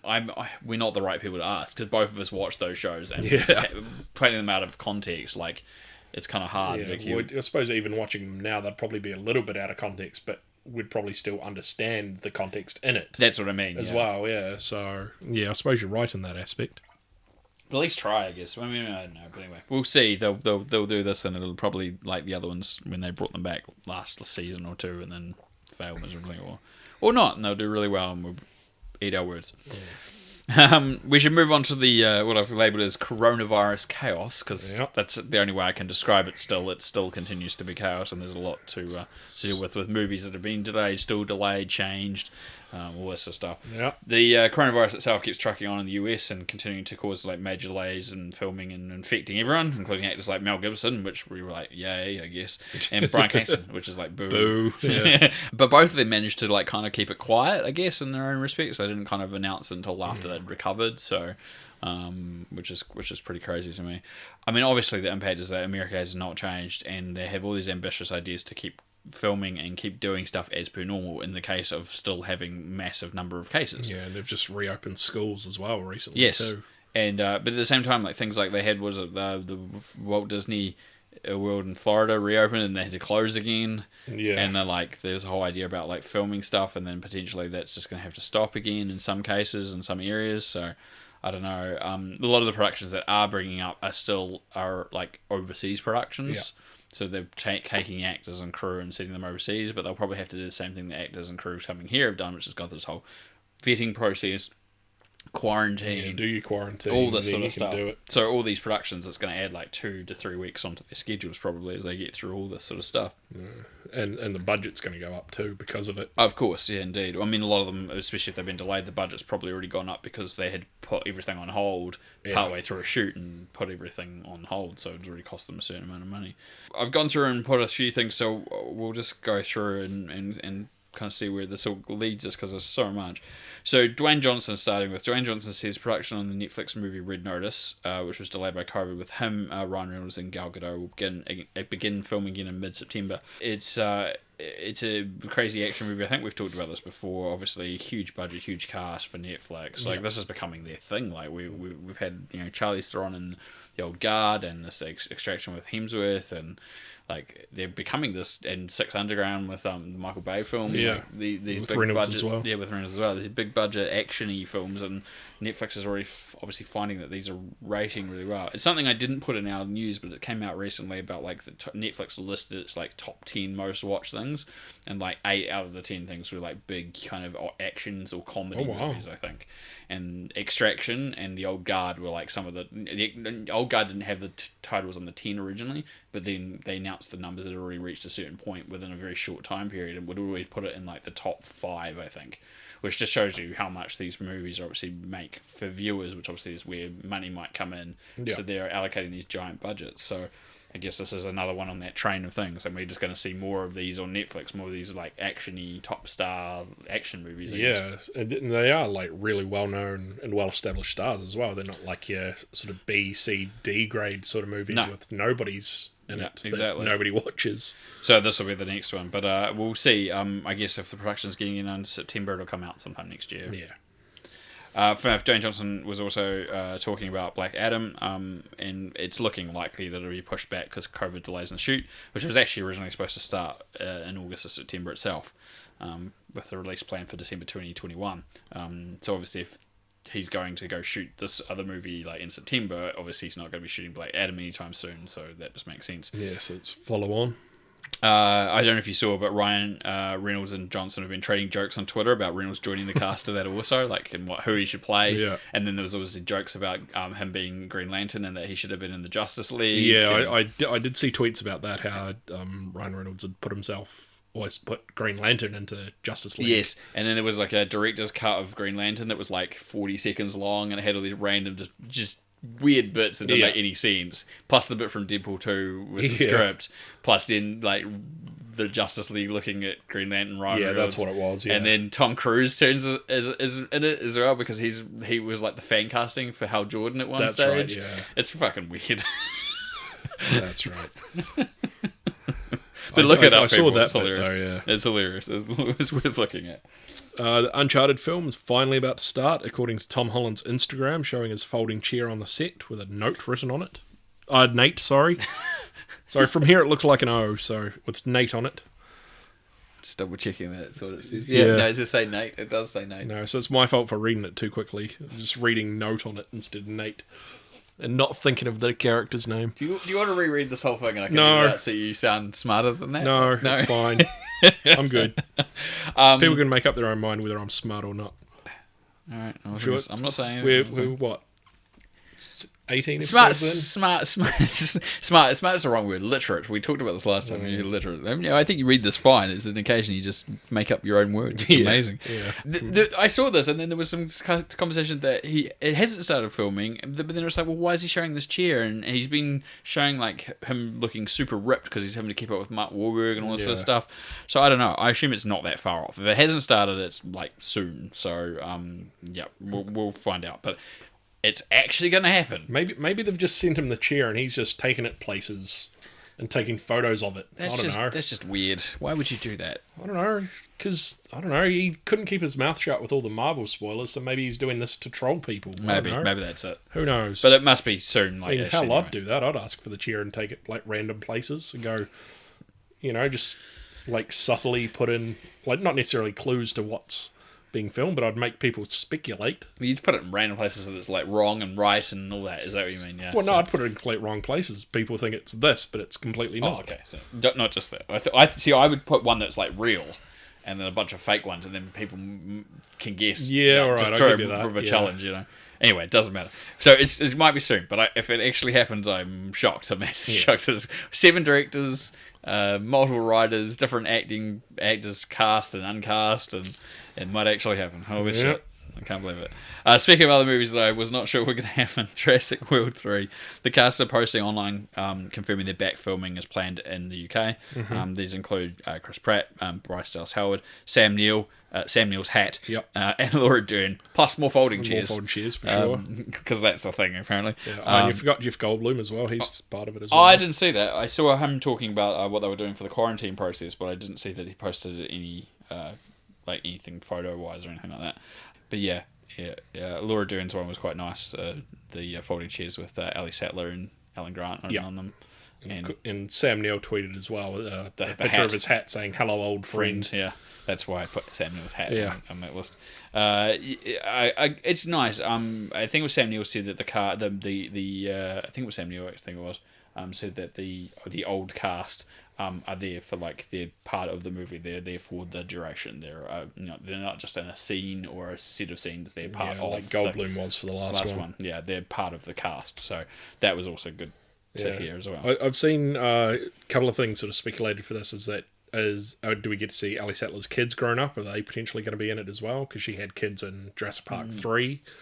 Because they answered the satellite phone from Dr. Grant. Yeah, but then this is the thing. I'm going around in the circles. Wasn't this at one point that the Jurassic World movies followed on from just the first Jurassic Park, and that the other two sequels didn't happen? So do they actually exist? If that's the case, I'm pretty sure I remember when the first Jurassic World was coming out, they said no, it just exists like Jurassic Park and then Jurassic World. Forget the Lost World, forget Jurassic Park 3. Here's something I was going to touch on as well, is that I've also read something that people are speculating that this new Jurassic World could be on Isla Sorna, which is Site B. Yeah, of course. So, I mean... Well, they have to go back there for some particular reason. Exactly. So, there's people speculating on that aspect as well. So, we could see if that exists in universe. I mean, could Alan Grant even reference it because he was there? Of course. So, we just don't know yet. All we know so far is where they're filming, sort of who's in it. And that short that they shot that we saw. Yeah, the campground, that's about it. Yeah. Okay. Well, we'll see. Oh, and the thing we talked about last episode where the producer said they were going to just keep making more. Yeah. Thanks for that. Yeah, of course. Also shooting in the UK, the Batman and the next Fantastic Beasts films aren't too far off either. Warner Brothers obviously is doing both. They've scheduled a full kind of coronavirus testing schedule and plan for both productions, as well as reporting schedule kind of thing for anyone who sees unsafe practices. So people not doing the things they're supposed to be, coughing over people. Yeah, wearing masks where they're supposed to. And that sort of jazz. I mean, it's a continuing thing. Mission Impossible 7 also got a 14-day kind of special shooting clearance for a small cast and crew group to go shoot already in the UK. Tom Cruise actually met with UK government officials directly to make sure it could happen, because obviously he's a producer. So good job, Boris. Yeah, to make sure. I don't think it was him. It was I know, but it could have been. If it was here in New Zealand, it would have totally been Jacinda Ardern and the heads of Labour would have met, just like when John Key did with the Warner Brothers executives for the whole. I was going to say, imagine if it was still John Key, he'd living it up. Three-way handshakes. So basically, the meeting was to make sure that the production would meet all the guidelines that the UK government was putting up for coronavirus, and that they could make sure that what they needed to meet for this approval, and that it was going to be a safe environment. And it was literally so they could. I think the rumours or the discussion was that it was some stuff that they needed to still shoot, and maybe a stunt or something. And then I read another story about how Tom Cruise piloted a personal helicopter to a golf club to have lunch, which I was like, hang on, is this part of the safety thing? Is he allowed to just randomly leave a set and then go have lunch at a golf course?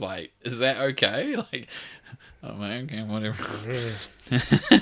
Who knows? I put this with this because although it's not really coronavirus, it obviously was impacted by coronavirus. There's some more Mission Impossible 7 and I guess 8 news. Both Rebecca Ferguson and Hayley Atwell were both posting training videos and photos, mostly photos I think, on social media. Ferguson was with weapons, so sort of more riflery, was showing her doing some hardcore rifle training. But Atwell, oh my god, have you seen these photos? No. So it's just showing her back and how lean and muscular she is. It's insane. She's just ripped as. Yeah. Just her back is just this ripple of muscle, and it's just she's got no fat on her whatsoever. It's insane. She's obviously, and she talks about working super hard for this role. So I suppose living with Captain America all those years would probably give her some Well, that was influence. That was what I saw so many jokes about. It's like, oh, clearly she's taken the super soldier serum. Yeah. Like, I saw so many people making that joke. I was just like, oh my god. So yeah, check that photo out. It's she posted on her Instagram, Okay. and I think maybe on Facebook as well. It is crazy. The other thing I wanted to mention as well, part of the Mission Impossible shoot recently started elsewhere in Europe, and apparently they blew up a full railway bridge or part thereof, maybe. Oh, wow. In Poland, that was partly historic, but was also kept in poor condition. The production is actually paying for the restoration of the bridge after the destruction, with the idea that it will increase tourism to the location and the area. So basically, they had the idea that they wanted to blow this up. Poland just happened to have this bridge. They thought, I think it was Christopher McQuarrie. I think I saw comment on it that basically to confirm that they had actually done this, and basically said they were willing to have a bridge, and we thought it was a good idea, so we did it. So yeah, it's a really cool idea, and he was the one that confirmed about the tourism and stuff and stuff. So we got rumoured first and then got confirmed. So it may have actually happened before lockdown. Nobody's 100% sure, but it may have only happened just recently. So I thought it was very interesting though that they were willing to like kind of do that to kind of increase tourism and all that sort of stuff. It's quite a cool idea. Absolutely, and they'll probably market like Here Lies the explosion from Mission Impossible 7 or what have you, or something.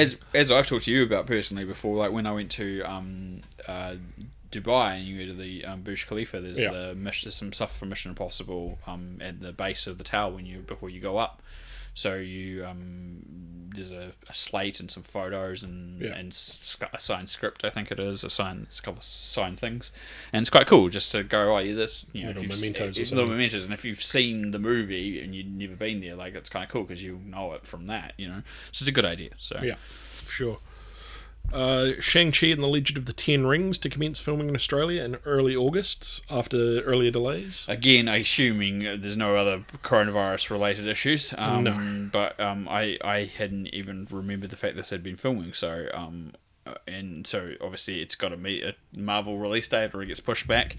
Obviously, we've talked about how they're all kind of what's the best way to accordion, like an accordion is being squeezed together, like.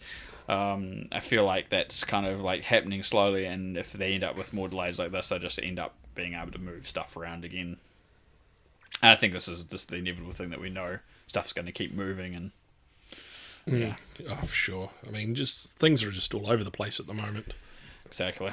And speaking of things all over the place, Bill and Ted Face the Music seems to be a definitive lock now, but I say that, touch wood, wherever it is. The bed frame's on there. Yeah, it's got close enough to wood. Wood close enough. Bill and Ted Face the Music is releasing August 28th. In the US, they're doing select cinema rollout and VOD day and date release. Yeah. So yeah, like if you've listened to the previous episodes, you've heard us say August 12th, August 28th already, and September 1st, but it's now been pushed up a week to August 28th, which was its second date in the first place. Yeah. And that was after it was originally August 21st to begin with all along. Like, that's the first date they ever had set because it was a specific date set for a reason, and then it got moved up and then moved back and then moved back again, and then it was going to come out in cinemas, and it's not just in cinemas, and it's crazy. But here it's not out until I think it's like the 7th or 8th, I think of September. It's been pushed back slightly because of this kind of September 1st thing, but originally it was going to come out here on the 27th, so which was the date on the 28th in the States, because they have stuff on Fridays. Yeah. And so whether or not it changes here again is yet to be seen. I think it probably won't, because I think, as we've talked about, there's a lot of stuff coming out on the 28th, so having a 2-week buffer without having to worry about New Mutants or Tenant or anything like that is probably a good idea for it, to be honest. Yeah. There's been a way more delays, and we'll go through some of them. Wes Anderson's French Dispatch has been removed from the schedule and is expected to reappear next year. The Conjuring, The Devil Made Me Do It, moves to June 4th. Antlers, the horror movie with the... I did read this on. I wanted to talk about it, but I've forgotten. Moved to February 19th, 2021, and Ridley Scott's The Last Duel has been bumped a whole year from October this year to October 15th, 2021.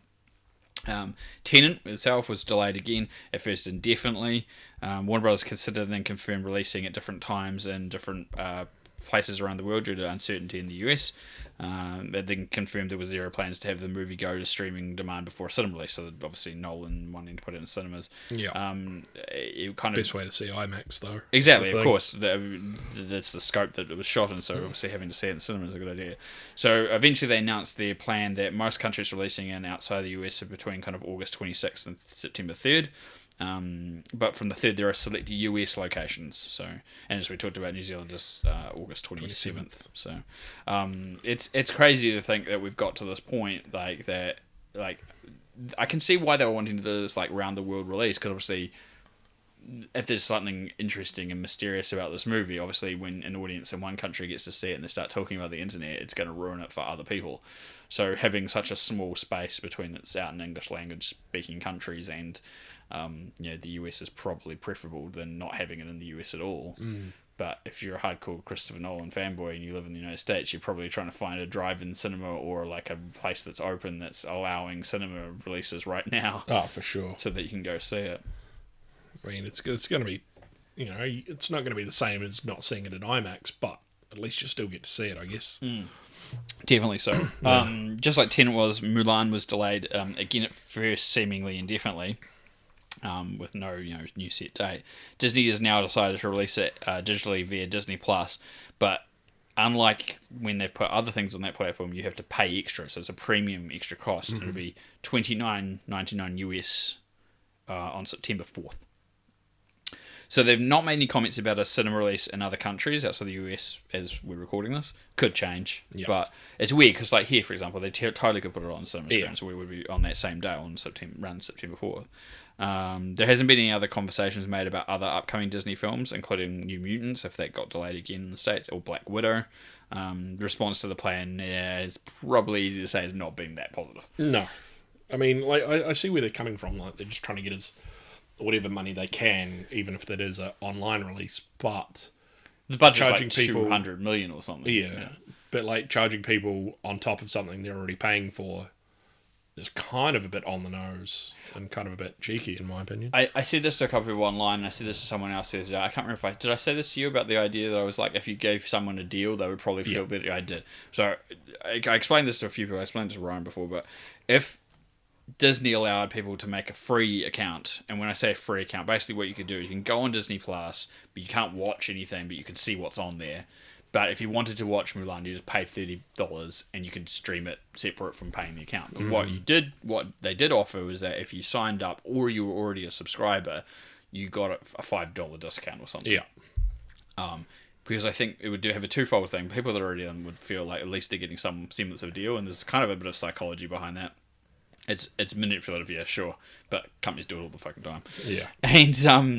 And the other part of it is that like it encourages potentially people that may have not already got Disney Plus to go see what's on there without actually watching it, but at least seeing the lists of stuff. And secondly, like if they were like, I was going to watch Mulan anyway, but there's some other stuff on here when I'm watching, I might as well subscribe. I'll get $5 off my first month, basically, of subscription, because if you get a $5 discount on Mulan, then it's $5 off your monthly sub. And then they might get more people joining. So all of a sudden that 60 million people we talked about before becomes 65 or 70 million people. But again, it comes down to deals. I think it's as we were saying, it comes down to a budget thing. Like I can totally see the $200 million budget being an issue. You've got to kind of try and make that back. But I don't. I think it would still been better off just still delaying it for now, possibly. But again, Disney's going to Disney. Yeah.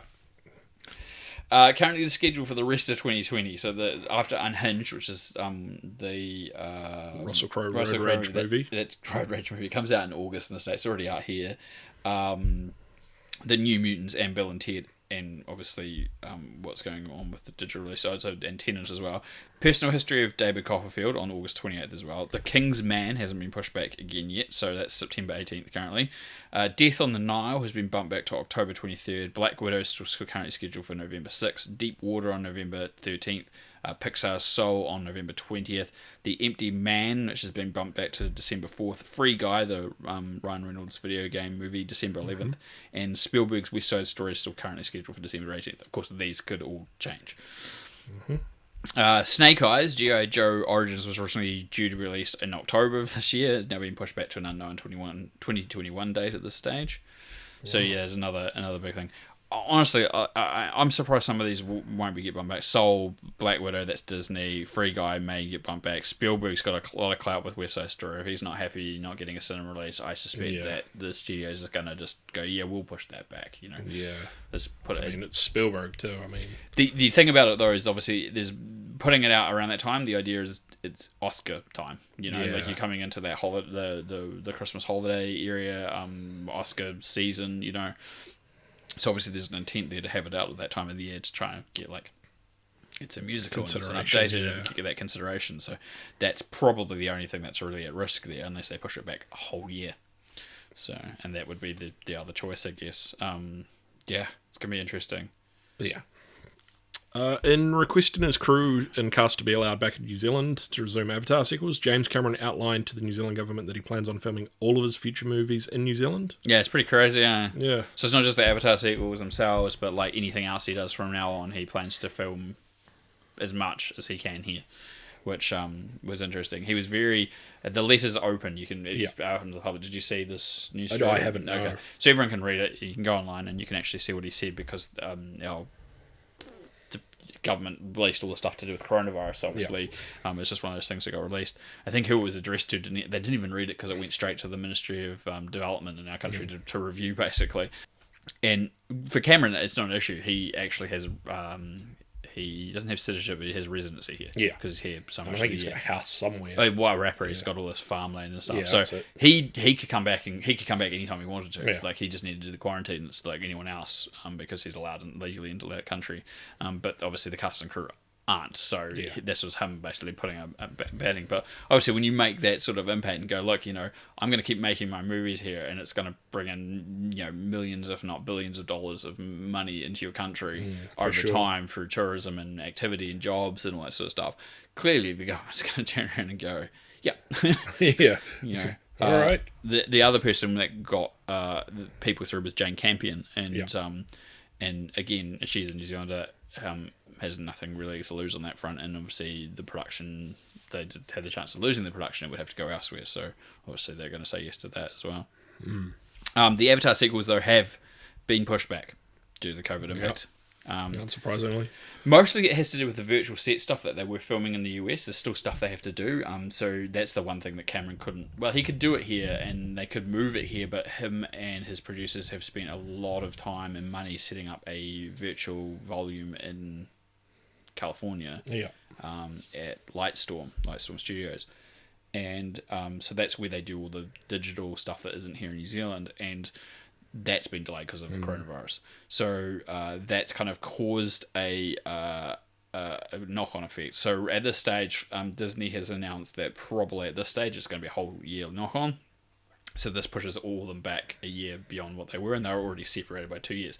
So this now makes it Avatar 2, December 22, Avatar 3, December 24, Avatar 4, December 26, and Avatar 5, December 2028, which is insane. Yeah. And this also impacts the Star Wars films that they had planned, including Taika Waititi's one, which was supposed to be, I think it was the December...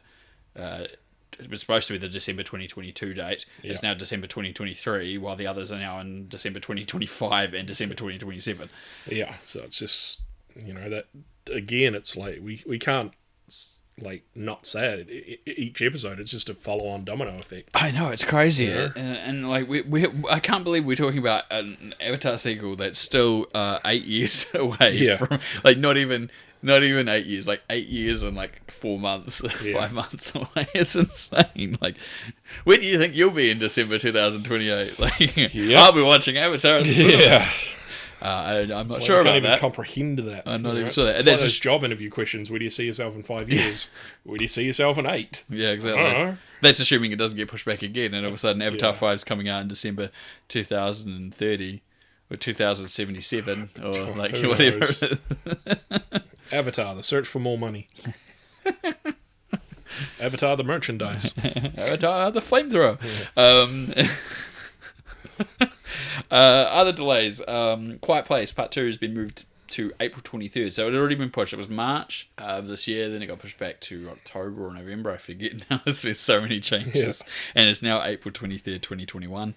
Again, we'll see that. Top Gun Maverick. So now I've done it. Now who's illiterate? I didn't misread that. That was just me mispronouncing it. I'm okay with that. Top Gun Maverick was around, I think it was supposed to be Christmas or Boxing Day here, I think. Christmas in the States. It's going to move now to July 2nd. So it's going to become like Independence Day movie. Rah! Jets! Rah! Fireworks! That's what you want. There's only one good Independence Day movie, and it's Independence Day.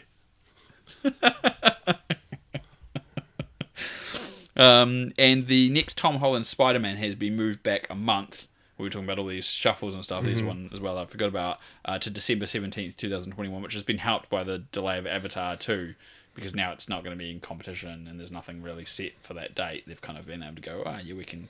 So yeah, a Spider-Man movie for Christmas is a bit weird to me, but hey, this is the world we live in. If Shane Black directs it, maybe not.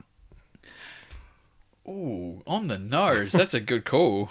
I think about that. Hey, Shane Black, you should come back to the MCU and Spider-Man 3. Spider-Man 3. You did Iron Man 3. You did Spider-Man 3 too. And might as well. And then you can make it a Christmas movie. Yeah. Okay, we'll move on to the new movies and updates, because I'm sure, probably like us, you've had enough of the coronavirus pushbacks. Oh God, I hate to think there's any more. Yeah. Moonfall, again, we mentioned that in the last episode. No, we didn't. I cut that out. This is why I've written it again. Sorry. All right, never mind. We talked about this. In my mind, we talked about it in the last episode. We did. We clearly didn't. So I'll explain this then, because now I've got to explain this now that you mentioned this. So we talked about it, and I had to read the blurb that originally said that the moon fell out of orbit, and it just read it as if the moon, somehow the gravity changed. But no, it turns out there's an asteroid. So the asteroid comes and hits it and knocks it out. Ah, that makes more sense. Which would have been great if they just put that in there. It just said the moon falls out of orbit. That's what it said. So we talked about this last time, and I kind of cut it out because once I found it out, I was like, well, we need to go over this again. So anyway, it's got Halle Berry and Josh Gad, and I jokingly said last time, Josh Gad's probably playing like the nerdy scientist, and Halle Berry's like the character who doesn't really believe in something first and then changes their tune and saves the day. And it is one of those. It's the guy that did Independence Day, so Roland Emmerich. So it's one of those Emmerich disaster movies. So of course, who knows what it's going to be like? Probably pretty stupid. Let's be honest. Because like Geostorm and all those other ones. But hey, you can't complain. You wouldn't have Stargate if you didn't have his movies. So. True. You like Stargate? True. I did like Stargate. And you like Independence Day. That's true. That's true. Quietly, he does not love any of the others. No, I do not. Hopefully that got picked up. So we will.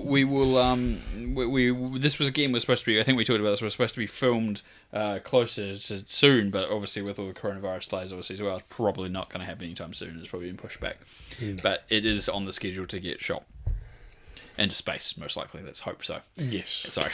We'll see. I thought I'd make that joke just then, and I realised that was just a dumb joke. That was a stupid. It's a safer place at the moment. Yeah, maybe Tom Cruise has got a good idea about shooting in space, Who knows? Yeah. He might do. Moving on, Ryan Reynolds and Sean Levy, their next film, obviously Levy's the director, so if you didn't know who Sean Levy was, his next film is called Our Name is Adam, and is now a Netflix production. I think it had been shipped around a couple of studios, have been on board, and I think we've talked about this before. I can't remember, I've forgotten what the information about what the plot line was. We've talked about this before. And it's something. Is it AI or something? Robots, and so it's multiple people, and I forget. That's why it's called Our Name is Adam, and they're all the same. I don't know. But anyway, it's now a Netflix production. But again, goes back to our let's spend some money on some. And Ryan Reynolds is cashing big at Netflix. Yeah. This is the third Ryan Reynolds kind of thing that he's making money off. So I don't know. I mean, if it goes down that road, I mean, we might see a third Deadpool at Netflix.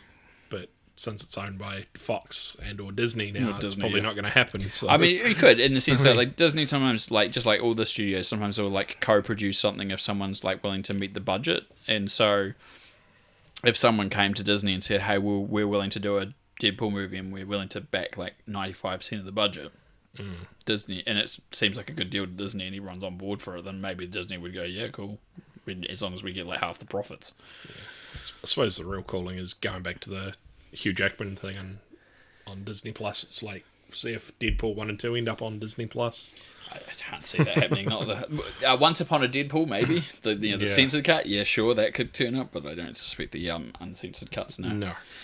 I don't know how to approach this one, so I'm just going to read what I wrote here because I think this is just right. So, Shia LaBeouf. Remember that guy? Yeah, that guy. He got a massive tattoo across his entire torso for a role in the movie The Tax Collector, like a real tattoo, rather than having fake on a plate. Yeah, and unless having like a Sharpie one drawn on by the makeup artists. Yeah, or like a temporary like printable tattoo for like whatever scenes you see it. Yeah. And most of the time you don't see most of these tattoos unless you need to. But I was saying we shouldn't be that surprised, really, because the actor's done some pretty crazy stuff. Like, aside from the stuff that he's done outside of films, even in the films, he had a tooth pulled and he kept a wound open for weeks. And he tried living in a tank for a little bit as well, for Fury, because that's the one where they were in the tank during World War II. He took acid for Charlie Countryman, which caused all sorts of chaos on the set. And he constantly wrestled with, including once naked with Tom Hardy during production of Lawless. The last not so much for the role, but he's still pretty crazy. Just for the sake of it. I guess he's just trying to be macho and like up wanting Tom Hardy. Apparently, the rumors went around for a while that he actually knocked Tom Hardy out, but apparently they wrestled and Tom Hardy came off his back and fell down some stairs or something, and then he jokingly said that he knocked him out, and that rumor got out into the internet and out into the real world.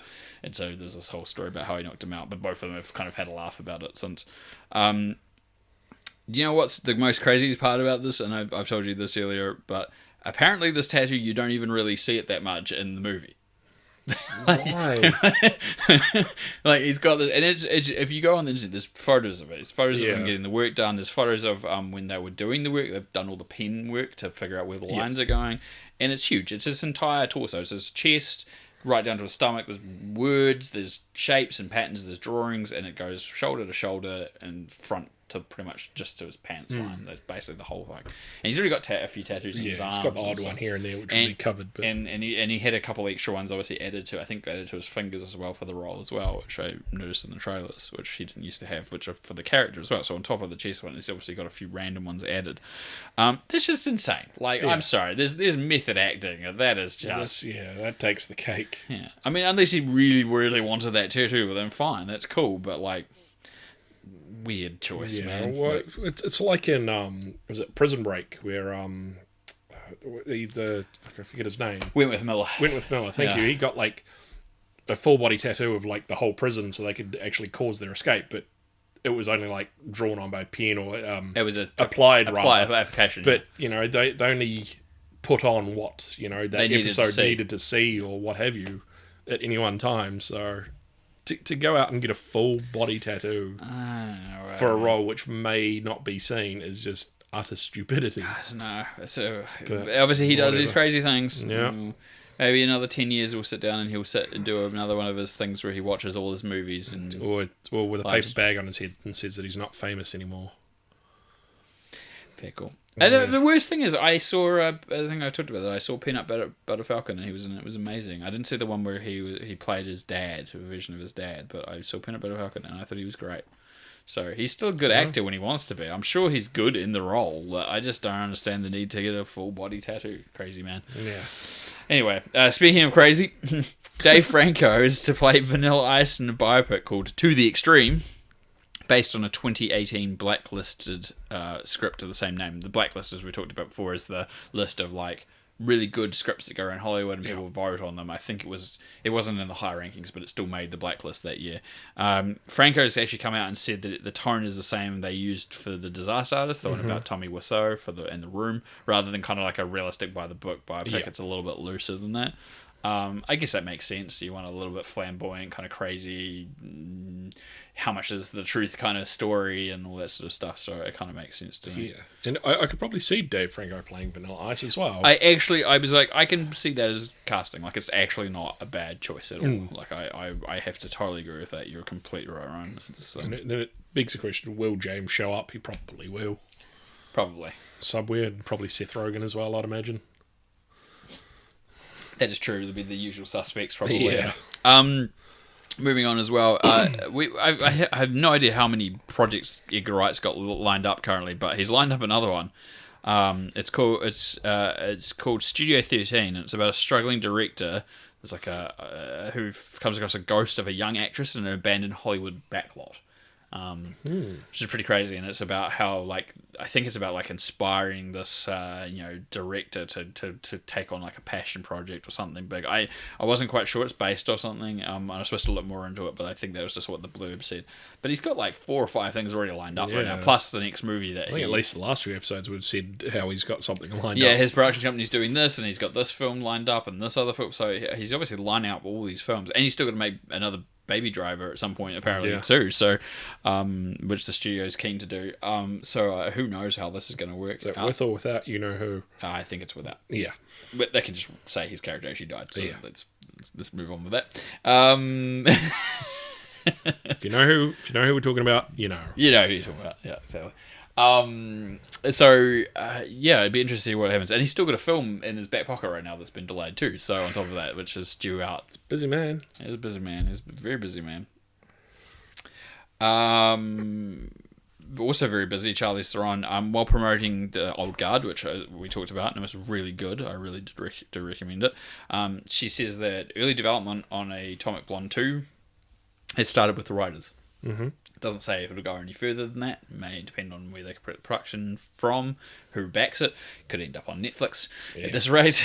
Has been rumoured. We talked about this on another episode, so who knows? But I could tell this. Netflix should just do it. It would make sense. You've got all these other movies. You've just done a really, really popular Netflix action movie with her. Why not? Why wouldn't you? The big question of when it's going to be set as well. Will it be immediately after the first one? Will it be like 10 years later or something? Yeah, it'd be interesting to see where it goes. I would say you wouldn't want it too far after, sort of like maybe a year or two, kind of early 90s set. But I guess it depends on if you what the story is, Yeah, because the first one was around the fall of the Berlin Wall. Yeah, so it was 80s, late 88, 89 kind of era. So yeah, it was around that time. As I mentioned earlier, The Old Guard is already one of Netflix's most successful films, according to the company. So movement is already underway to plan for the sequel, and the idea, I think, is a trilogy. So it's more likely to arrive in that form. And I suspect if Netflix is really happy about it, they'll just film the two together, probably, if they can. It makes sense.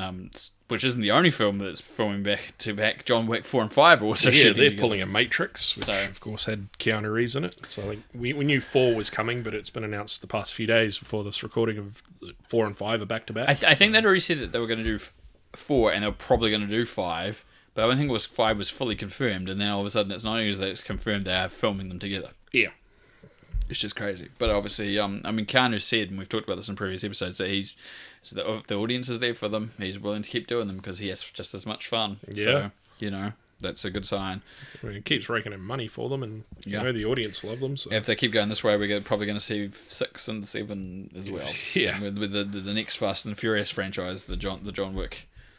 What was Scorn? Scorn is now John Wick. Though. I would hope. I think financial. I mean, 7. Fast and Furious 7 made huge money. Yeah, it's like 1.5, and I think 8 didn't do too badly either. They're a huge franchise. John Wick. I don't think John Wick has made. It's made good money the last couple, especially, but not as much as Fast. No. Okay. I would. It would be great to see that happen, but probably not. All right. There's a Dirty Dancing sequel with Jennifer Grey returning to be directed by Jonathan Levine, I would say, Yeah, Levine. No talk about how they deal with the lack of Patrick Swayze. Yeah, which unfortunately is kind of like a big thing, I would say. You've kind of got this Patrick Swayze-shaped hole in the movie. Yeah. It's the idea is that it'll be set in the early 90s because it's 30 or 40 years after the events in the first movie, which makes sense to Jennifer Grey's aged between now and the 80s, essentially, when the first one was made. There was a Havana Nights. You remember there was a sequel? It was called Dirty Dancing 2 Havana Nights. Yeah. I assume they'll just ignore that even existed. Yeah. I'd forgotten, so thanks. Yeah. That face. Wow. There's like some bug eyes going on there. It's just like, thanks, man. Big white eyes and like. To be fair, I hadn't heard the name of it for a long time, so. It's like when those figure. Those terrible like direct-to-video sequels, like American Psycho 2 and like Grease 2. Grease. I think Grease 2 actually got a theatrical release, which is because it was in that age where like straight-to-video wasn't really quite a thing. I think. But if it had been like 5 or 10 years later, it definitely would have been. It's terrible. Yeah. So anyway, ignoring that, yeah, it'd be interesting. Like, it's funny because I just watched that, like, not recently, but like maybe early start of this year. They that Movies That Made Us thing on Netflix, and one of the episodes was Dirty Dancing. So it was really interesting that the movie just kind of was like no one wanted to make it, and the background about it and how it got made, and it was like no one expected to do anything, and it blew up, and like. So yeah, whereas this obviously comes with a crushing weight of expectations of like how do you do this movie without like one of the main cast members in it that was kind of important to that movie? Is it about the loss of that character? Like, does the character die? And it's, you know, now it's about what's happened in that void, you know. How about this? Would you not make it some sort of crossover where it's dirty ghost dancing? Oh God. Hey, just throwing that out there. You know, baby could be in the corner making pottery. Oh, nobody puts baby in the corner. not make pottery or not. No. All right. Make a nice little vase for the flowers or something. I don't know. Oh, he's broken me.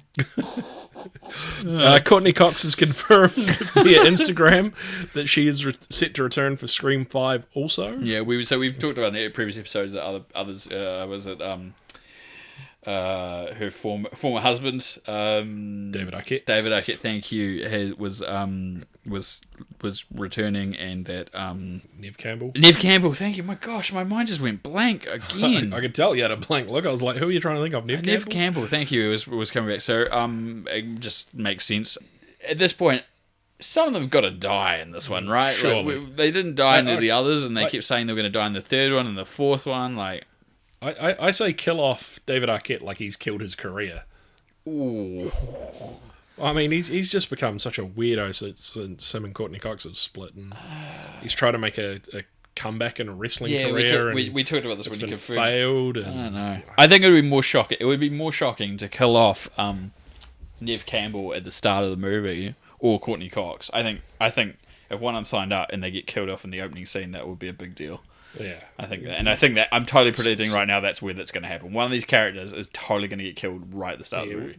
I suppose now that it's such an established franchise, you'd probably say kill off Neve Campbell a la Drew Barrymore in the first one. Yeah, because that was the whole point. Drew Barrymore's in it, and then they see her in the first 5 minutes, and she's killed. And they're like, "What?" That was her wanting to do that. She totally took that role because she was like, she told them, "I'll do that." Yeah. Or she was wanted for like one of the bigger roles. She's like, "No, I'll do this one where I die, and no one will expect it." And then like, Wes was like, "Yeah, Wes Craven's like that. That's a great idea. Let's do that."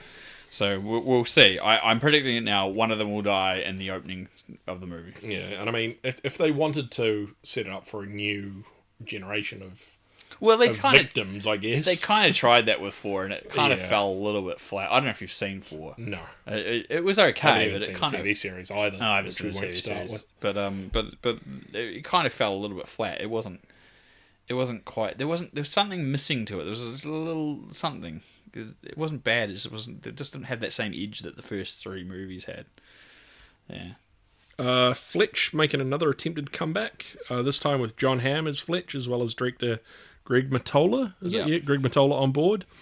Kevin Smith and Bill Lawrence have both previously attempted to get new Fletch projects off the ground in the past with other actors in mind. Jason Lee for Smith and Zach Braff for Lawrence. Yeah. Unsurprising, both actors have had relationships with both of those directors as well. Yeah, and both Smith and Lawrence are huge fans of the books, the Fletch books, and to an extent they both said, you know, the Chevy Chase movies. I'm a big fan of the first Fletch. I think it's a great movie, and I haven't read the books, but I've heard that they're really good. Smith told a story before where he got really close to getting the Fletch movie off the ground. Like, I think it was to do with Ben Affleck had no, it wasn't. He was going to be in it. Oh, okay. He wanted Jason Lee. At this point, Miramax was owned by Disney, and Affleck had approached Kevin Smith about directing a movie that he was signed on board with Disney to do that had a script, and Smith to just direct it. And so Smith thought that would be okay. Like, he works mostly for Miramax, but they're owned by Disney now, so Harvey Weinstein will be fine with this, I'm sure. And of course, Harvey Weinstein wasn't. He kicked up a bit of a stink about it. But basically, the gist of the story, because it's sort of Kevin Smith's story, because it goes on for about an hour, is that he basically held him to point and said, if you stick here and bring, don't go off and do the movie, or we make some agreement, you can do certain things. But he ended up saying he could do the Fletch movie, but he could only do it if Affleck was Fletch. Yeah. And of course he was like, no, I want Jason to be Fletch because Jason can do that. Yeah, I can definitely see Jason Lee as Fletch. It was same with Zach Braff, but probably Jason Lee more so, in my opinion. And the same thing happened with Bill Lawrence. Was like literally just try and get it off the ground and the rights and stuff like that, and got the rights, and then couldn't get a studio to sign off on the budget for. Again, you got to remember this is in the period kind of. I guess this was post Scrubs ish, like near the end of its run, and studio comedies were really hard to get signed off on. Like we went through this kind of the Apatow's kind of rise and almost a fall. Like I'm not saying that they still don't exist, but they kind of peaked. I want to say around 2008, 2009. That was like around the era of like Step Brothers and stuff. Studios just weren't paying, like they weren't going to pay a middling budget for like a comedy because they couldn't guarantee it was going to make any money, or it might, but there was too much risk, Yeah. So that was basically what killed that project. And they'd probably play it safe. If they know it's going to make back what they're paying for it, then that's a safe bet. But anything else is just money in the bank thereafter. Yeah, exactly. And there's too much risk. So these days there's not as many, which is a shame, I guess. I have to admit, I can totally see John Hamm as Fletch as well. Like it's a good casting, and he's proven that he has. People think of like Mad Men and all that sort of stuff, but he is actually a really good comedic actor. As well. So I can totally see him envisioning that role. Within a certain reason, I don't know his ability to kind of blend in his characters so much. But he might be totally good at it, and I want to give him that chance because I think he can do it. I think he's definitely a good choice.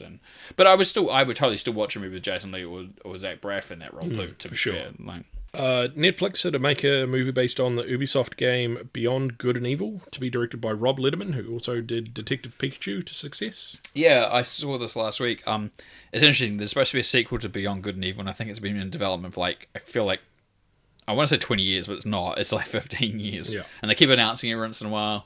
And at this stage, it's looking more likely that this movie's going to come out before that does.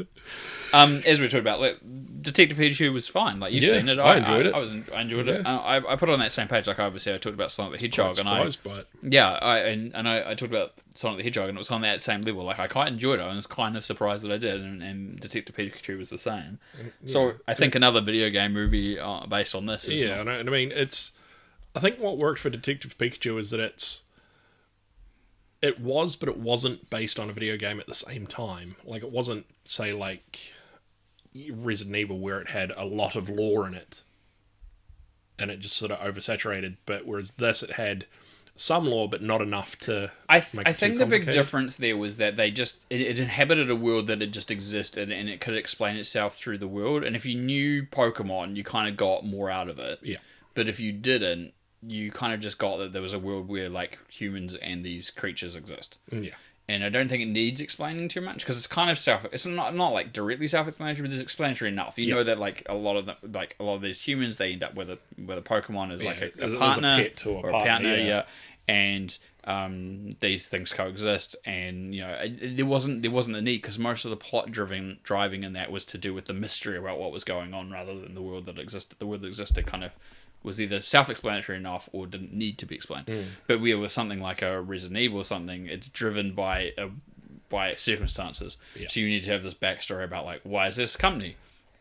What does this virus do? Why are there, things need to be explained, and characters need to have a plot motivation for whatever they're trying to do, escape, whatever. So it's a lot. I think there's a lot more writing on that. I think you're completely right in that respect. Joe and Anthony Russo directing their first film since Avengers Endgame, which will also star Chris Evans, and it's got Ryan Gosling as opposing CIA operatives, called The Grey Man, for Netflix. Yeah, and so it's another one of these big tentpole Netflix films. It's actually so huge, it's expected to be the company's most expensive project to date with a budget above $200 million. That's insane. So yeah, again, going back to what we were talking about before with like these budgets of just like insane amounts, and obviously the Russos have proven their worth to a lot of people. Imagine if those 200 million subscribers paid $1. I mean, that's the That's idea. what that that's, is. That's basically they're taking that 200 million subscriber base that we talked about, and from 1 month subscription, taking $1 from each of them to fund that. Basically, that is completely correct. That's insane. Yeah. And finally, as mentioned in the last episode, but now confirmed, Sonic the Hedgehog 2 is completely official, releasing 8th of April 2022. Yeah, so as I was talking about, the first one was a surprisingly decent film. Again, not groundbreaking, but fun and enjoyable, much like, as I said, Detective Pikachu. And seeing announcement of a sequel and then confirmation is not a surprise at all. I guess the thing about this is probably is more likely to meet its date is, like, depends on how much live action filming they do, again, compared to the stuff that was CG. I mean, it was a lot in the first one, to be fair. Yeah. So we'll see. We'll see where it goes. I definitely need to go check it out myself as well. You should. Cool. Right. We've got all of that out the way. Let's move into the trailers, shall we? Yes. We've got a few trailers to talk about. Yep. New Zealand films have been pushing through in the post-COVID lockdown cinema gap, which has been good for, I guess, the New Zealand film community as well as people that want to go see movies. Yeah, so we've got 3 that are opening this month. I think one's kind of already opened. There's 2 others. One's just got a single release, but it's going to like video platforms. And the other 2 are kind of getting have got distribution, kind of getting a middle kind of distribution. So the first one we're going to talk about is This Town, which is literally shot in a small town. I think it's on the Bad Plenty actually, I think was what I remember reading. And it's like about a guy who looks like he may have murdered some people, and he lives in this small town, and he's Essentially his family, I think, by the looks of it. Family, and he I guess they've taken the old, like, he's like David Bain, but he lived in his own that's town. what I was about to say. Like, it felt very David Bainish to me. So for people listening to this who have no idea what we're talking about, there's this incident that happened in our hometown, about 25 years ago, a little bit over, 26 years ago. Yeah, I think so. Almost 30 at this point, I think. It was 94. Yeah. 94. Early so 90s, 25 years ago. 26 years ago. Where this kid, he was a kid at the time, he was a teenager, he went on a paper run, and when he came back, he found his family had all been killed, supposedly by their father. Yeah. Because obviously the debate is whether or not he actually killed them, or what actually happened has been left up in the air. He went to court, he went to jail. Then it turned out there was like a miscarriage of justice because the police had done not a very good case of like evidence and so forth. It was tampering with So stuff. he technically was not found not guilty, but he was let go basically on the mistrial, basically. Yeah. So he's free to live. And I guess it's the idea that in this case he got tried and was never ever found guilty because there was insubstantial evidence or something. So he lives still in this town, and everyone thinks he's a murderer, but he's trying to find a relationship, and he ends up with this girl. Who I think from this trailer, because I'd already seen one, but this one was slightly different to what I'd seen. This girl must find out about the trial or something. Or something must happen where she questions whether or not he did it, and then it causes conflict between them. It looks kind of quirky. It looks very funny. It looks very New Zealandy quirkiness kind of. So I was I'd read the blurbs about it. I hadn't seen that trailer at all, so I'm kind of curious a bit more. It's kind of looked alright. The next one, which is out later this month, is called Low Down Dirty Criminals. I kind of want to say this looked like the New Zealand answer to like a Guy Ritchie film. Yeah, I'd give you that. Yeah, that's actually fair cool. But like bumbling criminals. Yeah, bit like Lock, Stock a little bit. And there's like different characters, and they're kind of like caricature types of things, and they're looking for someone who's done something and got something from someone else, and there's like different character storylines going on, and it's like different groups of people after one sort of item. Yeah, again, like Snatch, like it's very I think it wears it on its sleeve pretty freaking obviously, to be honest. It looks alright. I want to say don't this is no slight against it. I feel like actors are fine, but the production values looked a little bit cheap. Yeah. A little bit. Yeah, I'd probably agree with that. It looked as though they were probably limited with what they had. Yeah. It's like sort of locations and like equipment-wise. Whereas This Town, like, it's kind of works to its favour that like it's set in this rural town, but the production values look nicer. Like, it actually looks like a proper film, whereas this looked a little bit... I mean, I want to say it's like Low Down Dirty Criminals. It's Low Down Dirty Cinema. Like, it has that little bit of a rough edge to it. Yeah. It was kind of slapped together. Not in a bad way, just it's definitely a style. It kind of... I don't know if it's the style they're going for, because like a lot of the shots were like quite loose and all that. So I'm almost wondering if whether behind the scenes they couldn't really get any clearance to film much of it, so they were doing it sort of on the fly. And Yeah, maybe. where they could, maybe. Maybe just the equipment and just the budget and stuff. Yeah.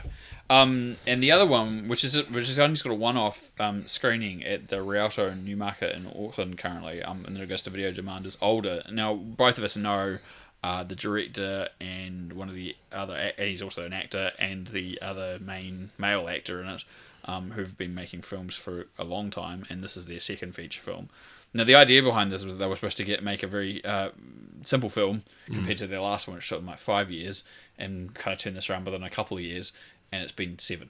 So, but it was shot on like a non-existent micro budget essentially. Yeah. They Big Brother scraped and stole, I think, but probably not stole. Depending on who you ask. Depending on who you ask.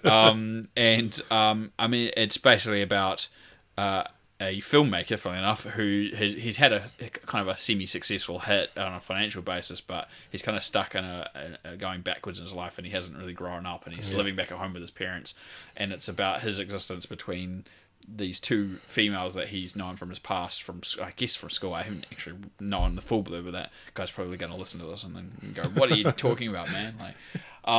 And like they I think they're like juxtapositions of like that idea of like growing up and not letting go, and like the potential for like moving on and building something with your life.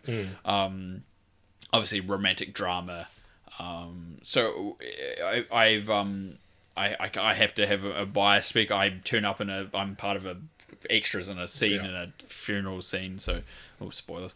So it's why I can't really talk too much about it. I've seen some of the behind the scenes obviously stuff. Sure. People just coming in and volunteering their time and roping together, and I know the script and the film itself's gone through so much iteration.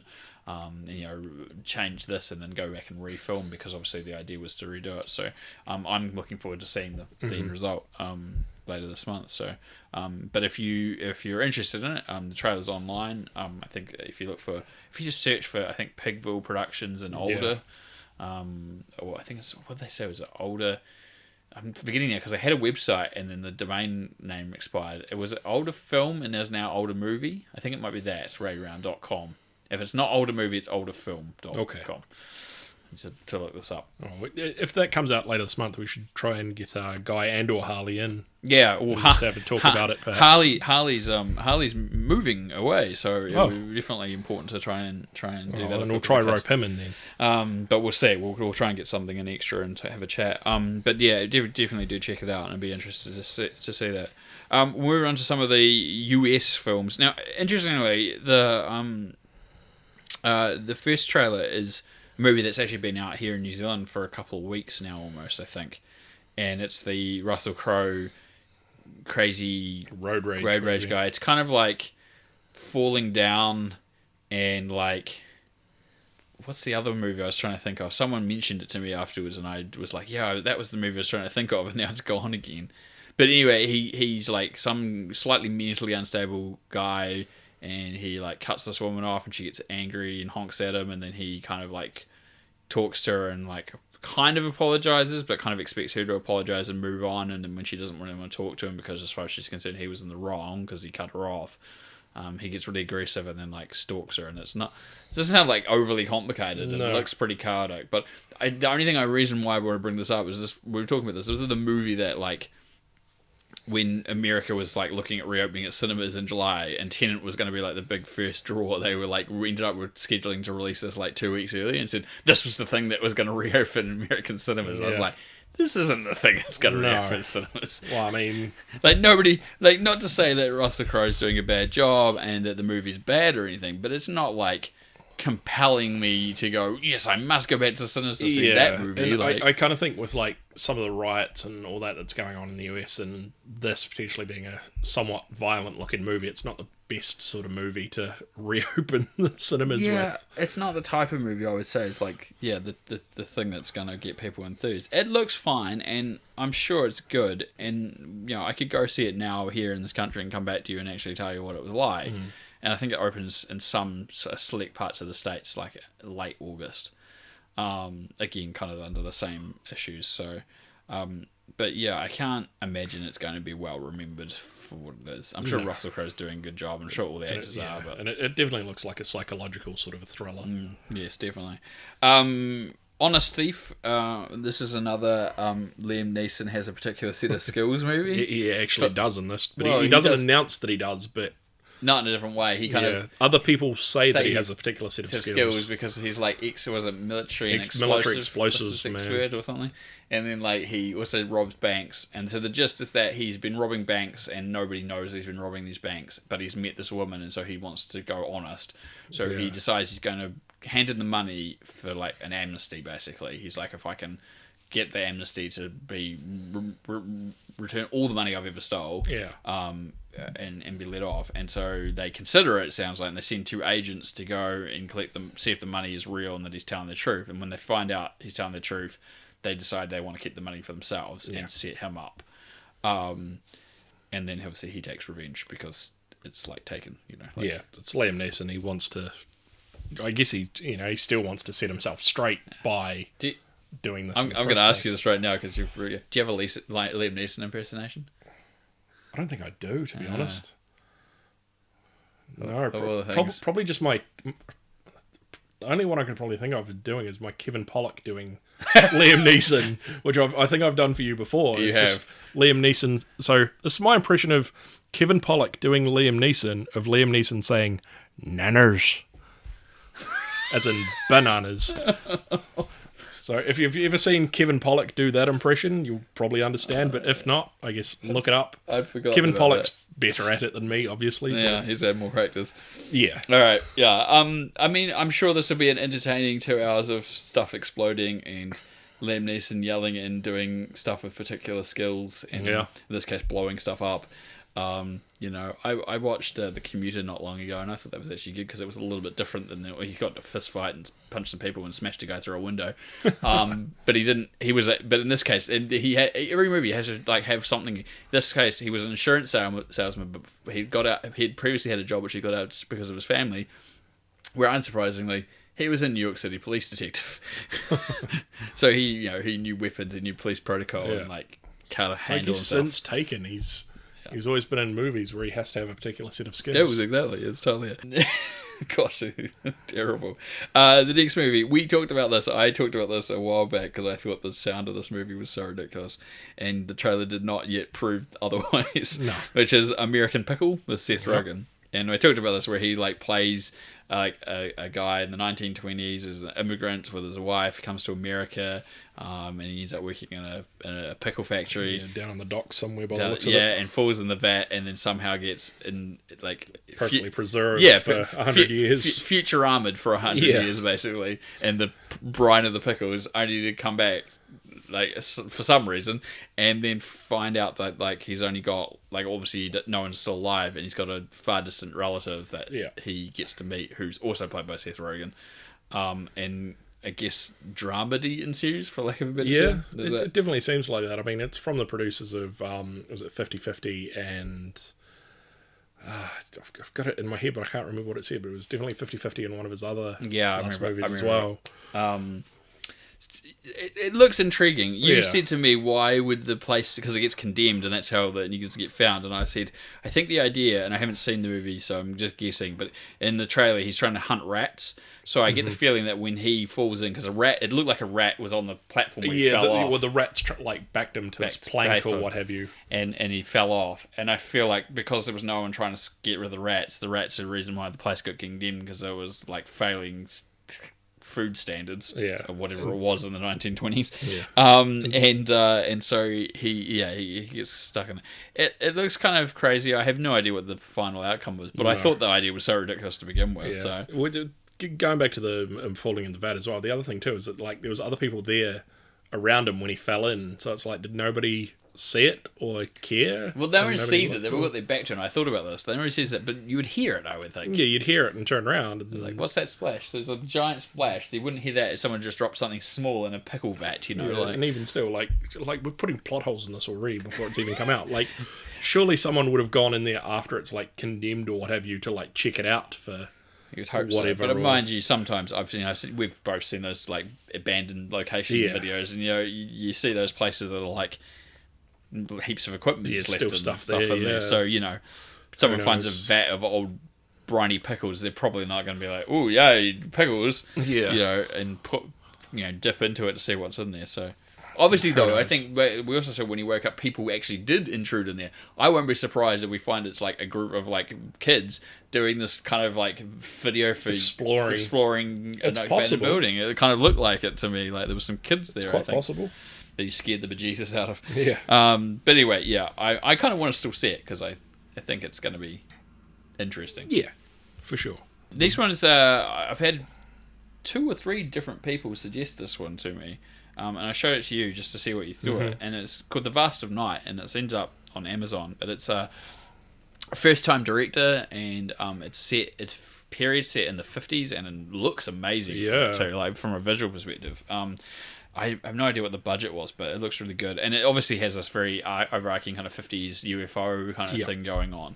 But it doesn't show you anything. It just kind of gives this idea. And there's this weird sound going around the radio stations in the area. And like there's obviously a phone operator, someone obviously picks it up and hears it coming through, switchboard operator. And they broadcast it through like the local radio and stuff. So it looks very mysterious and very intriguing. And I like the way it's shot. And I love that those traveling shots are really smooth. Yeah. I can have no idea how they did them. They look so good. A couple of things that really intrigued me about it is that I kind of picked up on is that it reminded me of Super 8 and of the Orson Welles War of the Worlds. Yeah, I was going to say like, it kind of something about it, like I don't know, it just felt very reminiscent of the Orson Welles War of the Worlds. Yeah, I can see where you're coming with that. As well as definitely the Super 8, because that's, I guess that was the 80s that was set, but even still, period set, a sort of monster movie or what have you. Yeah, in this case, but it kind of, I can see totally where you're going with that. That's a good cause. I've read some of the reviews, and they've thankfully spoiler free have said some really good things about it as well. So I'm super keen to check it out at some point when I can. The next one we were talking about, again, Netflix and throwing money in action movies. Project Power, which has got Jamie Foxx and Joseph Gordon-Levitt, and it seems like a very high concept. And I think you nailed it really well, which was X-Men crossed with Limitless. Yeah, which is a perfect way of putting it. So basically, the idea is that there's like some sort of design. It's almost like a designer drug, and you get this pill, and you can take it, and you get 5 minutes of a superpower, but you don't know what. And also, occasionally, the pill doesn't like work as a superpower; it just kills you. Like something happens to you. One of them, I'm pretty sure, is like the person burning burning to death, basically. It'd be like the side effect or whatever. But it seems like Jamie Foxx, like his character had a daughter, and she's the reason why these exist. They took her and used her something about her, like her blood or something, to make these things. And the idea is there's like some sort of criminal kingpin who wants to like try and perfect these things so that they can trade them and use them. And people use them to do kind of nefarious things. It seems like it's showing a guy that's kind of invisible robbing a bank or something. And Joseph Gordon-Levitt looks like he plays another.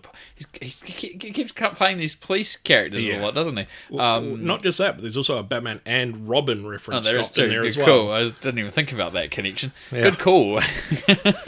But it looks like visually, stylistically, it's really cool.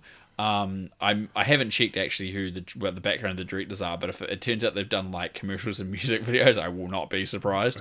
There's some really cool visual effects stuff going on. That shot of Joseph Gordon-Levitt getting hit with that bullet is like that. That's generally if people were bulletproof and you shot someone getting shot in slow motion, that's probably what it would look like. I think that's the idea behind it. As opposed to like Superman or Wonder Woman, where it's just like bing, bing, bing, and it bounces off with nothing. This is kind of like distorts and just pushes in flesh, and the face ripples, and the face ripples from the muzzle output and stuff. It's really because he's shot pretty much close point blank.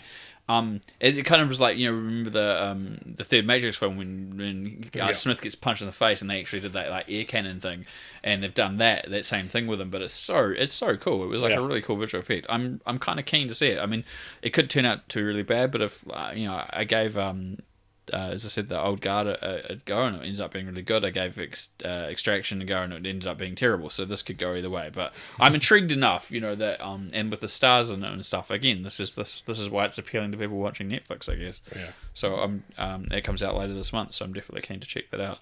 There was a final trailer for Tenet. I don't think we have to speak too much about it. It's pretty much more of what we've seen, which is it's still confusing as hell. there's a few extra scenes and a few extra character bits with some of the characters that we hadn't really spent too much time with.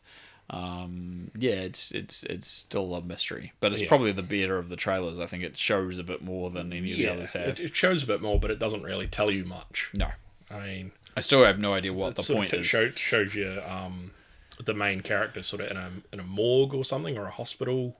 Yeah, after waking up like an operation, or he's died or something. Well, there was an implication that he looked like he was like, because they were shooting those guys at the train tracks, and then he was like foaming at the mouth. Yeah, I am not. And then he was being picked up from the tracks. Yeah, exactly, and like, there's lots of weird stuff going on. It's definitely some sort of time manipulation. Oh, we know that much. I mean, what do they call it? They already had it in their the in the previous trailer. Mention what it's actually called, and you see bits of it throughout the trailers. And there's the gun. That's coming back to the gun and all that sort of stuff. Yeah, I mean, as I've talked about, I'm probably going to see it because I'm curious enough, but I still think the marketing is terrible. I still don't think you've told enough about what the plot actually is or what the type of film it actually is. As I said, like last time, Inception was like a heist film. Interstellar is like, I know it's to do with space and it's about a man's journey on leaving Earth that's kind of like not in a great shape, about what's going to happen to humanity and stuff. There was enough of that information in there, whereas this, I still don't have enough. A whole bunch of documentaries I've just listed, a whole bunch of them to watch. One I saw was Stunt Woman, or was it called The Untold Story of Hollywood or something? Yeah, I think that's right. I think it's something like that. And it looks really good. Yeah. Talking to these stunt women about their careers and about the history of stunt women in movies. And I guess this goes back to what we were talking about right at the start of the episode, which is about, stunt people just don't get their recognition. And stunt women in particular do not get recognition at all. And I think you brought up a very valid point when we were looking at it, which is like that whole concept where they used to do with wigging, where they'd put men would do all the woman stunts. And it kind of went out of favour, and now it's a no-no. Like, I think the last one I've ever heard of was Kick-Ass, like the hit girl in the first one. Right. They had a small, I think it was Asian, playing the scene in the hallway near the end of the movie. I think that's the last one I can recall. And then finally, I was thinking this, and then I watched a video a couple of days ago about another one about stunt work, and sure enough they mentioned that exact thing. They were like, that's pretty much I think the last time someone's done that. So which is kind of like, I think maybe in that respect I don't think they did it because there was no other choice. I just think it was trying to find someone who was able to do that was the right size, the right height. It wasn't the only other downside that you could do, but it would be really expensive, would be have a normal size stunt actress but scale everything up. Yeah. And make it sort of force perspective, but that would cost far too much. And I think it's a really hard planning thing when you've got to interact with other people who are bigger, proper size as well. Like especially in the same scene, it would make things way harder, and again, cost effective is not so great. No. So I can kind of understand that respect, but obviously it's not. But anyway, we're getting distracted off this trailer. It looks amazing. It talks with some filmmakers, actresses, actors, and talks about the importance of stunt women in particular, in the history of the film industry, and also how they are now. And I think going on back to what we were talking about, it'd be a good watch in the current kind of age. So I'm quite keen to check it out when I can find a copy or wherever it ends up online or anything like that for streaming or something. And it's narrated by Michelle Rodriguez, and she probably, from what I can tell as well in the trailer, she may show up. Yeah. Anyway, I like that line they put in the trailer, which is obviously a really good cherry pick, where she's like, something about signing up to the Fast and Furious, and she's like, oh yeah, I get to have all the fun. And then she's I realize that the stunt woman, whatever her name is, gets to have all the fun. Yeah. So good. Yeah, and there's that shot of her being driven around in the car, like spinning out and stuff. Just about hitting the tree. Yeah. Another trailer, this was only came up for me yesterday, and I showed you, which is about Robin Williams, called Robin's Wish, and it looks like it's to deal with, there was a documentary, I think, was it an HBO documentary, I think it was, that one that was recent? I can't remember. I think so, yeah. But it was good, but it looked at his career, it didn't really look at him, and it didn't talk too much about his death. Because this is more about what Robin Williams was kind of going through near the end of his life, and kind of trying to take away, I think, some of the rumors and misinformation about it, and also look at the disease that he had. And he had Lewy body disease, dementia, which is it's a form of dementia that really rapidly attacks the brain and kind of can create very unusual range of thoughts and anxiety, depression, manicness, kind of those sorts of things. And these are the sorts of things obviously you definitely see within Robin Williams when you look at his personality and his how he carried himself, and especially in the later parts of his life. So I think it's about that idea about sharing that information, getting that people, so that people understand, and why he did what he did in the end. And because there was all these rumors about, and they showed a little bit in the trailer as well, like there was financial issues and other issues and pressures and stuff, and obviously there may have been some of that, but it's not the whole reason. No, it's not the main cause. No, there's a darker side which he, from what they say in the trailer as well, he kind of kept to himself about it as well. I think his wife and probably his daughter Zelda knew about it as well. But it seems like they didn't even realize the extent, because his wife kind of said. She ended up looking at the autopsy information, afterwards, and just realizing how serious it was. Yeah. Because obviously you don't know how bad there's deterioration or what that's going on in the brain until obviously an autopsy can take place, and then they realize it was actually really serious. Yeah. The unfortunate thing about it may have been that they could have, like, if they had known or had been more open about it, maybe they could have perhaps done certain scans and all that sort of stuff that would have given them this sort of level of deterioration. But without that, and without him, if he's not willing to talk about it, then obviously that's not going to change. But the trailer looks really good, and I'm really keen to see the movie. Yeah, I definitely want to go see it as well. I mean, it does look pretty good. The next one, which I showed you, was called Feels Good Man, and it's about the how do I put this the best way I can put it? It's about the internet's ability to basically take something and twist it into whatever it needs to be. Whatever they need. And in this case, they use the thing is about the story of Pepe the Frog. Yeah.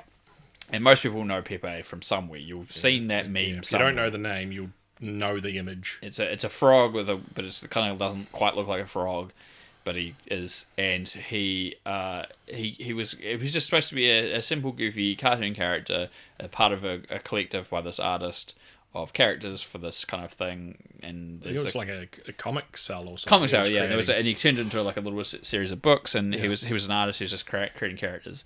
And some particular thing somewhere, someone jumped on and grabbed this particular image and thought it was memeable. And at first, it was used for, like, I don't want to say positive memes, but it was used just like for jokes, and just like most memes kind of are. They're not too negative, but all of a sudden it kind of started taking on this very dark edge where it started being used by, like, outliers on the internet, and then white supremacists and people with issues about the president, and it kind of ended up being kind of anything negative was basically associated with it. And I didn't really show it in the trailer, but I do remember basically he'd gone after them legally at one point. People try and make it. I assume it's covered in the documentary. I don't blame him, to be honest. And because it was his creation, so of course it can be whatever he wants. And basically killed the character off at one point. I think he tried to cancel the character essentially. And this looks at like that sort of impact about someone's creative thing and way it can be manipulated, twisted. The trailer looks amazing because what they've also done is they've obviously gone and done drawings for animation, which just gives it this amazing texture and quality and look to the animation, which I really like. It's a really interesting style. So it could be a really good documentary, I think. I don't even remember how I first came across it. I think I remember reading a little bit about the story, and then I saw that there was going to be a documentary and followed a link, and then found out that it wasn't that far away. So, and there was a trailer. Okay. So definitely recommend checking it out. And you seemed quite keen for someone who didn't know that much either. So. Yeah, well, I mean, like I said to you when I saw it, I was like, I didn't even know it had a name. I mean, I just... I can't even remember what I'd seen it used as. It wasn't anything negative, but I just, it got you seen a lot it of used things, here and there, and I just went, oh, okay, there's that frog again, that weird paid froggy thing. Real no attention to it, because I think I'm like you, I'm sort of past that age of most internet memes these days, so a lot of stuff goes over my head. I knew what it was called. I saw it used, but I didn't really follow any of it, and it was just until I read the story about this thing and about the fact there was a documentary that was like really the first time I took really any in-depth acknowledgement of it, I guess, and I'm kind of curious to see this documentary to see more about it, and there's bits that I don't know. The next one, which is so well timed, I've been following this for quite a couple of years, I think now. It's called Pretending I'm Superman, and it's about the Tony Hawk video game story, basically. It's about looking at where skateboarding was in the 90s and how Tony Hawk got involved in basically becoming this icon of video games, even if people are quite young don't realise who Tony Hawk is right now. Yeah. But obviously it's worked out timely because there's a remake of the first 2 Tony Hawk games coming out next month. Yeah. And this movie's coming out later this month. So it's really well timed. It is really well timed. I feel like maybe that was slightly planned once they knew this was coming, because obviously I think if they're talking to Tony Hawk, he's eventually going to tell them like there's another game coming. Yeah. It's going to come out around this time, so maybe plan to have it there and capitalize. Yeah. But as I said, I've been following it for a couple of years, and so there was schedule, I think, was to get it out this year. Yeah. So, and that was the plan years ago. So I think it is kind of just luck. But it looks good. It looks like it's obviously a lot of talking heads talking about skateboarding, and there's a lot of really good skateboarding documentaries out there I've seen in the past, and especially covering like Bones Brigade in the 80s and like the earlier skaties, the Lords of Dogtown movie and stuff as well. Dogtown the Z-Boys. But this looks like it's in just that modern part, and how the impact of that video game had on the skating community as a whole, and how important it meant to a new generation of skaters, essentially. For sure. So I think it'll be really good. I think it's going video on demand again later this month, and you can find the trailer just if you look for Pretending I'm a Superman, Tony Hawk or something like that. It'll probably come up. If you just search for that title, you might just get the song Superman by Goldfinger, which is in the trailer, funnily enough. I don't think I noticed, but... Was at the start, funnily enough. It's one of the... There you go, that's probably why I didn't notice. That's why they called it that. Happy, joy. So it's about Ren and Stimpy. We talked about this earlier on with them rebooting Comedy Central. There's obviously a lot of stories about... I can't remember how you pronounce it. Everyone calls him John Kay because it's so hard to pronounce his name. And I can't remember. Can you remember? I can't. No. But anyway, he was notorious for being difficult. Yeah. And then on top of it, in recent years, there's been some stories about him potentially like, I want to say sexually grooming young ladies for like. It came out that he basically was like, some girls would send him fan art her of like between kind of the ages of like 15 and 18, and he would try and like get them like. He would write fan letters because in the 90s, of course, and send artwork in, and he would start these conversations with them, and then invite them to be like interns and stuff in the office, and then some of them kind of turned into relationships and stuff. So there's plenty of this on the internet. So I suspect this may cover this a little bit too. But he was also very known for notorious, and then the network ended up firing him from his own show, basically. Unsurprising. And surprisingly, not because of those things that came out later, but just because he was difficult and the show was always late on deliveries and got behind. I just watched an interview or one of those like Vanity Fair or whatever with Billy West, and he's talking about Ren and Stimpy, and obviously at first he was just Stimpy, and then when John Kay was removed, he took on being Ren because that was supposed to be John Kay doing the voice for it. So it was interesting hearing even that, just relevance for now, just about that same story. So it'd be an interesting documentary. It depends on how candid. Like, it kind of feels like there's some people who were like, I've got more I could say, but I don't want to say it on camera, kind of thing. And for sure. And so it could be a little bit loose on the details because people don't want to talk about things on camera, and so it may just play it a little bit safe. But it could still be intriguing. And there's no denying the impact that show had on basically all the cartoons, pretty much except for The Simpsons, and even probably The Simpsons a little bit. Especially after it sort of found its own footing, The Simpsons are like, oh, what can we sort of what other things borrow can we steal? Yeah, exactly. But just about every other cartoon since Ren and Stimpy came out, like there's so much. Like the show that's probably most indebted more than any others is SpongeBob SquarePants. Oh, for sure. Just the art, the artistic style, and the occasional like insert close-up cut-ins and all that sort of stuff all feel very much in that style, and kind of the subversive weirdness and occasional live-action stuff, and like they all kind of come from that same. They're cut from the same cloth, kind of. Oh, for sure. It's I can definitely tell.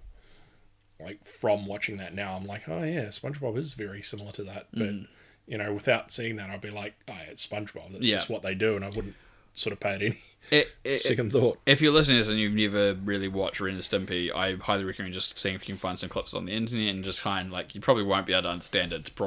It's weird. Like, I'm not. Some of the references would probably. It's not even just references. It's just a weird show. It is a weird show. Let's be honest. And I don't know how well it's aged. Yeah. But but it's to me it's a good show, and I really enjoyed it when I was a kid. But I was at that right age when I was really into like getting more subversive comedy. I guess it was the right thing for me at the right time. Yeah. Yeah, I think for me, I'd probably have to go back and see it because I haven't seen it since I was a kid as well. So a lot of it I don't remember, or it went over my head. Yeah, I think you'd be interested if you go back and watch episodes you kind of remember, but you had your child mind on at the time. Going back now, you'll just be like, "Whoa, how did they get? How did they get away with this?" Like, yeah. Finally, last of all, Bill and Ted Face the Music.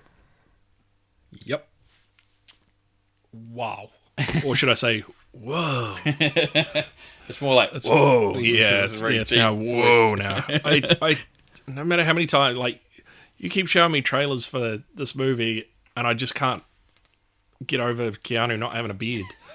Like, I think the last several years, like with John Wick and like some of his other movies that he's come out, he's had a beard, and I'm just used to it now. Yeah, I'm trying to work out if it's the to me, I'm trying to work out if it's the beard or if it's actually just the long hair. I think it's without the beard. beard. I think it's the long hair without the beard. Yeah. See, I think if he had short hair and no beard, you'd be okay with it. Yeah, because I mean, like, I could go back and watch The Matrix, and I'm fine with that, or even Speed. Yeah, I'm fine with those. I think it is the long hair with no beard. It's just really off-putting. Even though, maybe it's just the style of the hair is like, because he's obviously got an idea of, like, I remember reading a story about, like, even when he was doing the first Bill and Ted, he was very particular about the hairstyle of Ted, that he had this kind of, like, instead of just like falling wherever, it kind of sat and it went out and over kind of apart, and it had like a frame to his face, and he's kind of gone with that again. I think he's kind of said this is part of the character. He always just has this like very styled part, and that adds to it. I think they're very straight hair, and like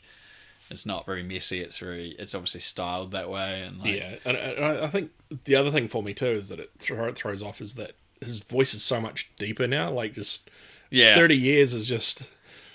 I don't know when that happened, because he still sounded roughly the same. I want to say like 10 years ago. It's only really in the last several years that it's really gotten. Yeah, I'll give you. Yeah, that's actually true. Because I remember seeing something he was in like. It was pretty consistent. A decade ago, and it was relatively the same. Is it the Lake House with Sandra Bullock? Oh yeah, and I'm just saying, what was like, he sounded all right, the Man of Tai Chi as well? He was like that guy who was fine in that. Like something just in recent years. Probably since about John Wick, I suppose. He's just got deeper. Well, I just always just thinking about I'm thinking I'm back. You know, it's like very guttural, kind of deep. Yeah, but he doesn't speak a lot in those movies either. The character doesn't speak unless he really has to. So, but even then, it still sounds like Keanu. But this is like. It's just weird hearing him. This is like the most amount of talking I've even in the trailer. It's like the most amount of talking I've seen him in a movie for a while. So maybe it's that too, like just not being possible. Used to hearing him talk so much. Because like even in John Wick, his actions speak louder than words. Yeah, I haven't seen. No pun intended there, but it's true. I haven't seen any other movies. He's done quite a few other movies in recent years, and I haven't seen any of them. There was Replicas that's on Netflix. You can watch that. I haven't seen that. It didn't get very good reviews. There was an action movie. It was action drama or something called Serbia, and I heard that was quite good. But I want to say he was in the what's the Netflix thing where he plays a version of himself, and I feel like his voice wasn't that deep then either. Like, it's not Keanu, was it? No, Keanu. He was the voice of the cat in Keanu, but like, and he again, but it's hard. It was also like Duke Kaboom. He didn't sound that rugged in that either. I don't know. Maybe it was kind of in between, like what he sounds like in Bill and Ted and Bill and Ted 2, and kind of what he sounds like in this one. It's somewhere in the middle. So he's somewhere he's progressed. So I remember unless he's putting it on. I don't know. Him on the stage at the E3 for the Cyberpunk thing. I don't remember going, wow, his voice is really... Maybe I have to go back and rewatch that now. Even like the short dialogue he's got in the Cyberpunk trailer as well didn't sound as deep as this does. Maybe it's just that whole thing, like he's in the trailer and he's like, I'm just tired, like he's just old, he's just like, I've had enough of this, and it's like it's changed who he is. I thought we did this 30 years ago. We didn't get a song where's the song we've been trying so hard and I'm just over it, like, and that's sort of his just it could be. I mean, part of his character thought he's like, I'm gonna give him like this much deeper, just resigned old voice, like I don't know. We don't know. I mean, we'll find out in a couple of weeks. Where Keanu's voice ranges now, because people's voices do change in that old. So. Especially when what's he now, like 54-ish, probably 55? Yeah. So maybe it's old man times catching up to him. sort of thing. Although he still doesn't look that old. No, he still doesn't. Looks pretty good. He still looks pretty good for his age. Yeah. Yeah. I mean, Alex Winter, what's he aged? Like 2 years since the last Bill and Ted? I mean, yeah, it was about like several years ago, and I was talking about this with his documentaries. He's got, he's got really good documentaries. I remember seeing like footage of him with documentaries, and he looked much older then than he does now. Oh wow. It's like he'd gotten older, and then like I think part of it is I think he kind of was like he hadn't really done a lot of acting, so he knew he wanted to get back into shape for acting. So he's kind of gotten back into a little bit of shape, but he looks more vibrant and younger now. Oh wow. So yeah, you're right. He looks like he's aged maybe a few years. I wonder if he's drinking the same Kool-Aid as Paul Rudd. Paul Rudd, yeah. He just rings him up and says, "Paul, like, what are you doing? What do I have to sacrifice?" Yeah, that's pretty much it. Anyway, we digress. Anyway, yes, indeed. So it looks good, and I'm keen. I assume you're still keen on seeing it. I'm gonna go see a trilogy screening of all three. So I highly recommend if people got the chance to see that they do. Unfortunately, it's having to wait a few extra days here to go see it. They've got a trilogy screening of all three, and I'm keen to see all of them back to back. Hasn't been too long since I've seen the first two, but I'm keen to rewatch them before seeing the third. Yeah. I think doing so I might get a little bit more out of the third. Yeah. Not in a bad way. Sort of going into it blindly, it's a bit... Well, just off memory and stuff. Whereas if you go in fresh, you might get some references and some parallels. There'll be some stuff. callbacks or something. And some parallels to things that you may get just because it's all fresh. And that'd be kind of cool. Mm. Well, I think that's there. It's ended up being way longer than I expected. Yeah. It's been a lot. It's been several weeks since we last managed to sit down. We've both been so super busy, so it's nice to catch up, and hopefully next time we'll have less to talk about. Yeah. more substance, less content. Yeah, I think this has been one of those once in a blue moon longer episodes, so if you're still hung around this long... Yeah, definitely. Thank you for checking in. You may have listened to this in several parts. Yeah, if you have listened to it in several parts... Thank you. We're sorry, and thank you as well. As always, we appreciate your support. And if you want to like, share, subscribe, and all that lovely stuff that people do on the internet, and we do this without any sponsors. We don't sit here and say, join this VPN, get this thing on Audible, blah blah blah, because we're not sponsored by anyone. We're not sponsored by anyone, and I don't think I would want to be sponsored by anyone. We're just doing this for the fun of it. So we appreciate people just listening to it and sharing it around just because. As Ryan always loves to say, put it on your bulletin board. Yeah, it's the one. On your town hall bulletin board. Your town hall. No, put it on the, what is it? Does still a Rotary board still exist? Maybe. Rotary clubs still exist? Maybe in some places. Put it up on your Rotary board.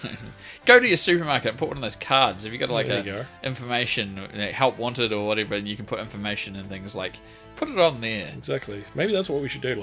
Find cheap cards and print them out and just stick them up in supermarkets. People go, oh, what's this? I don't know. That's a good idea. It's not a bad idea. I can find about that. I'm just thinking about it. It's it's a good... Yeah, we'll look into that for the next episode. We'll give you an update. Anyway, thank you again, and we'll be back with episode 19. We'll catch you then. See you.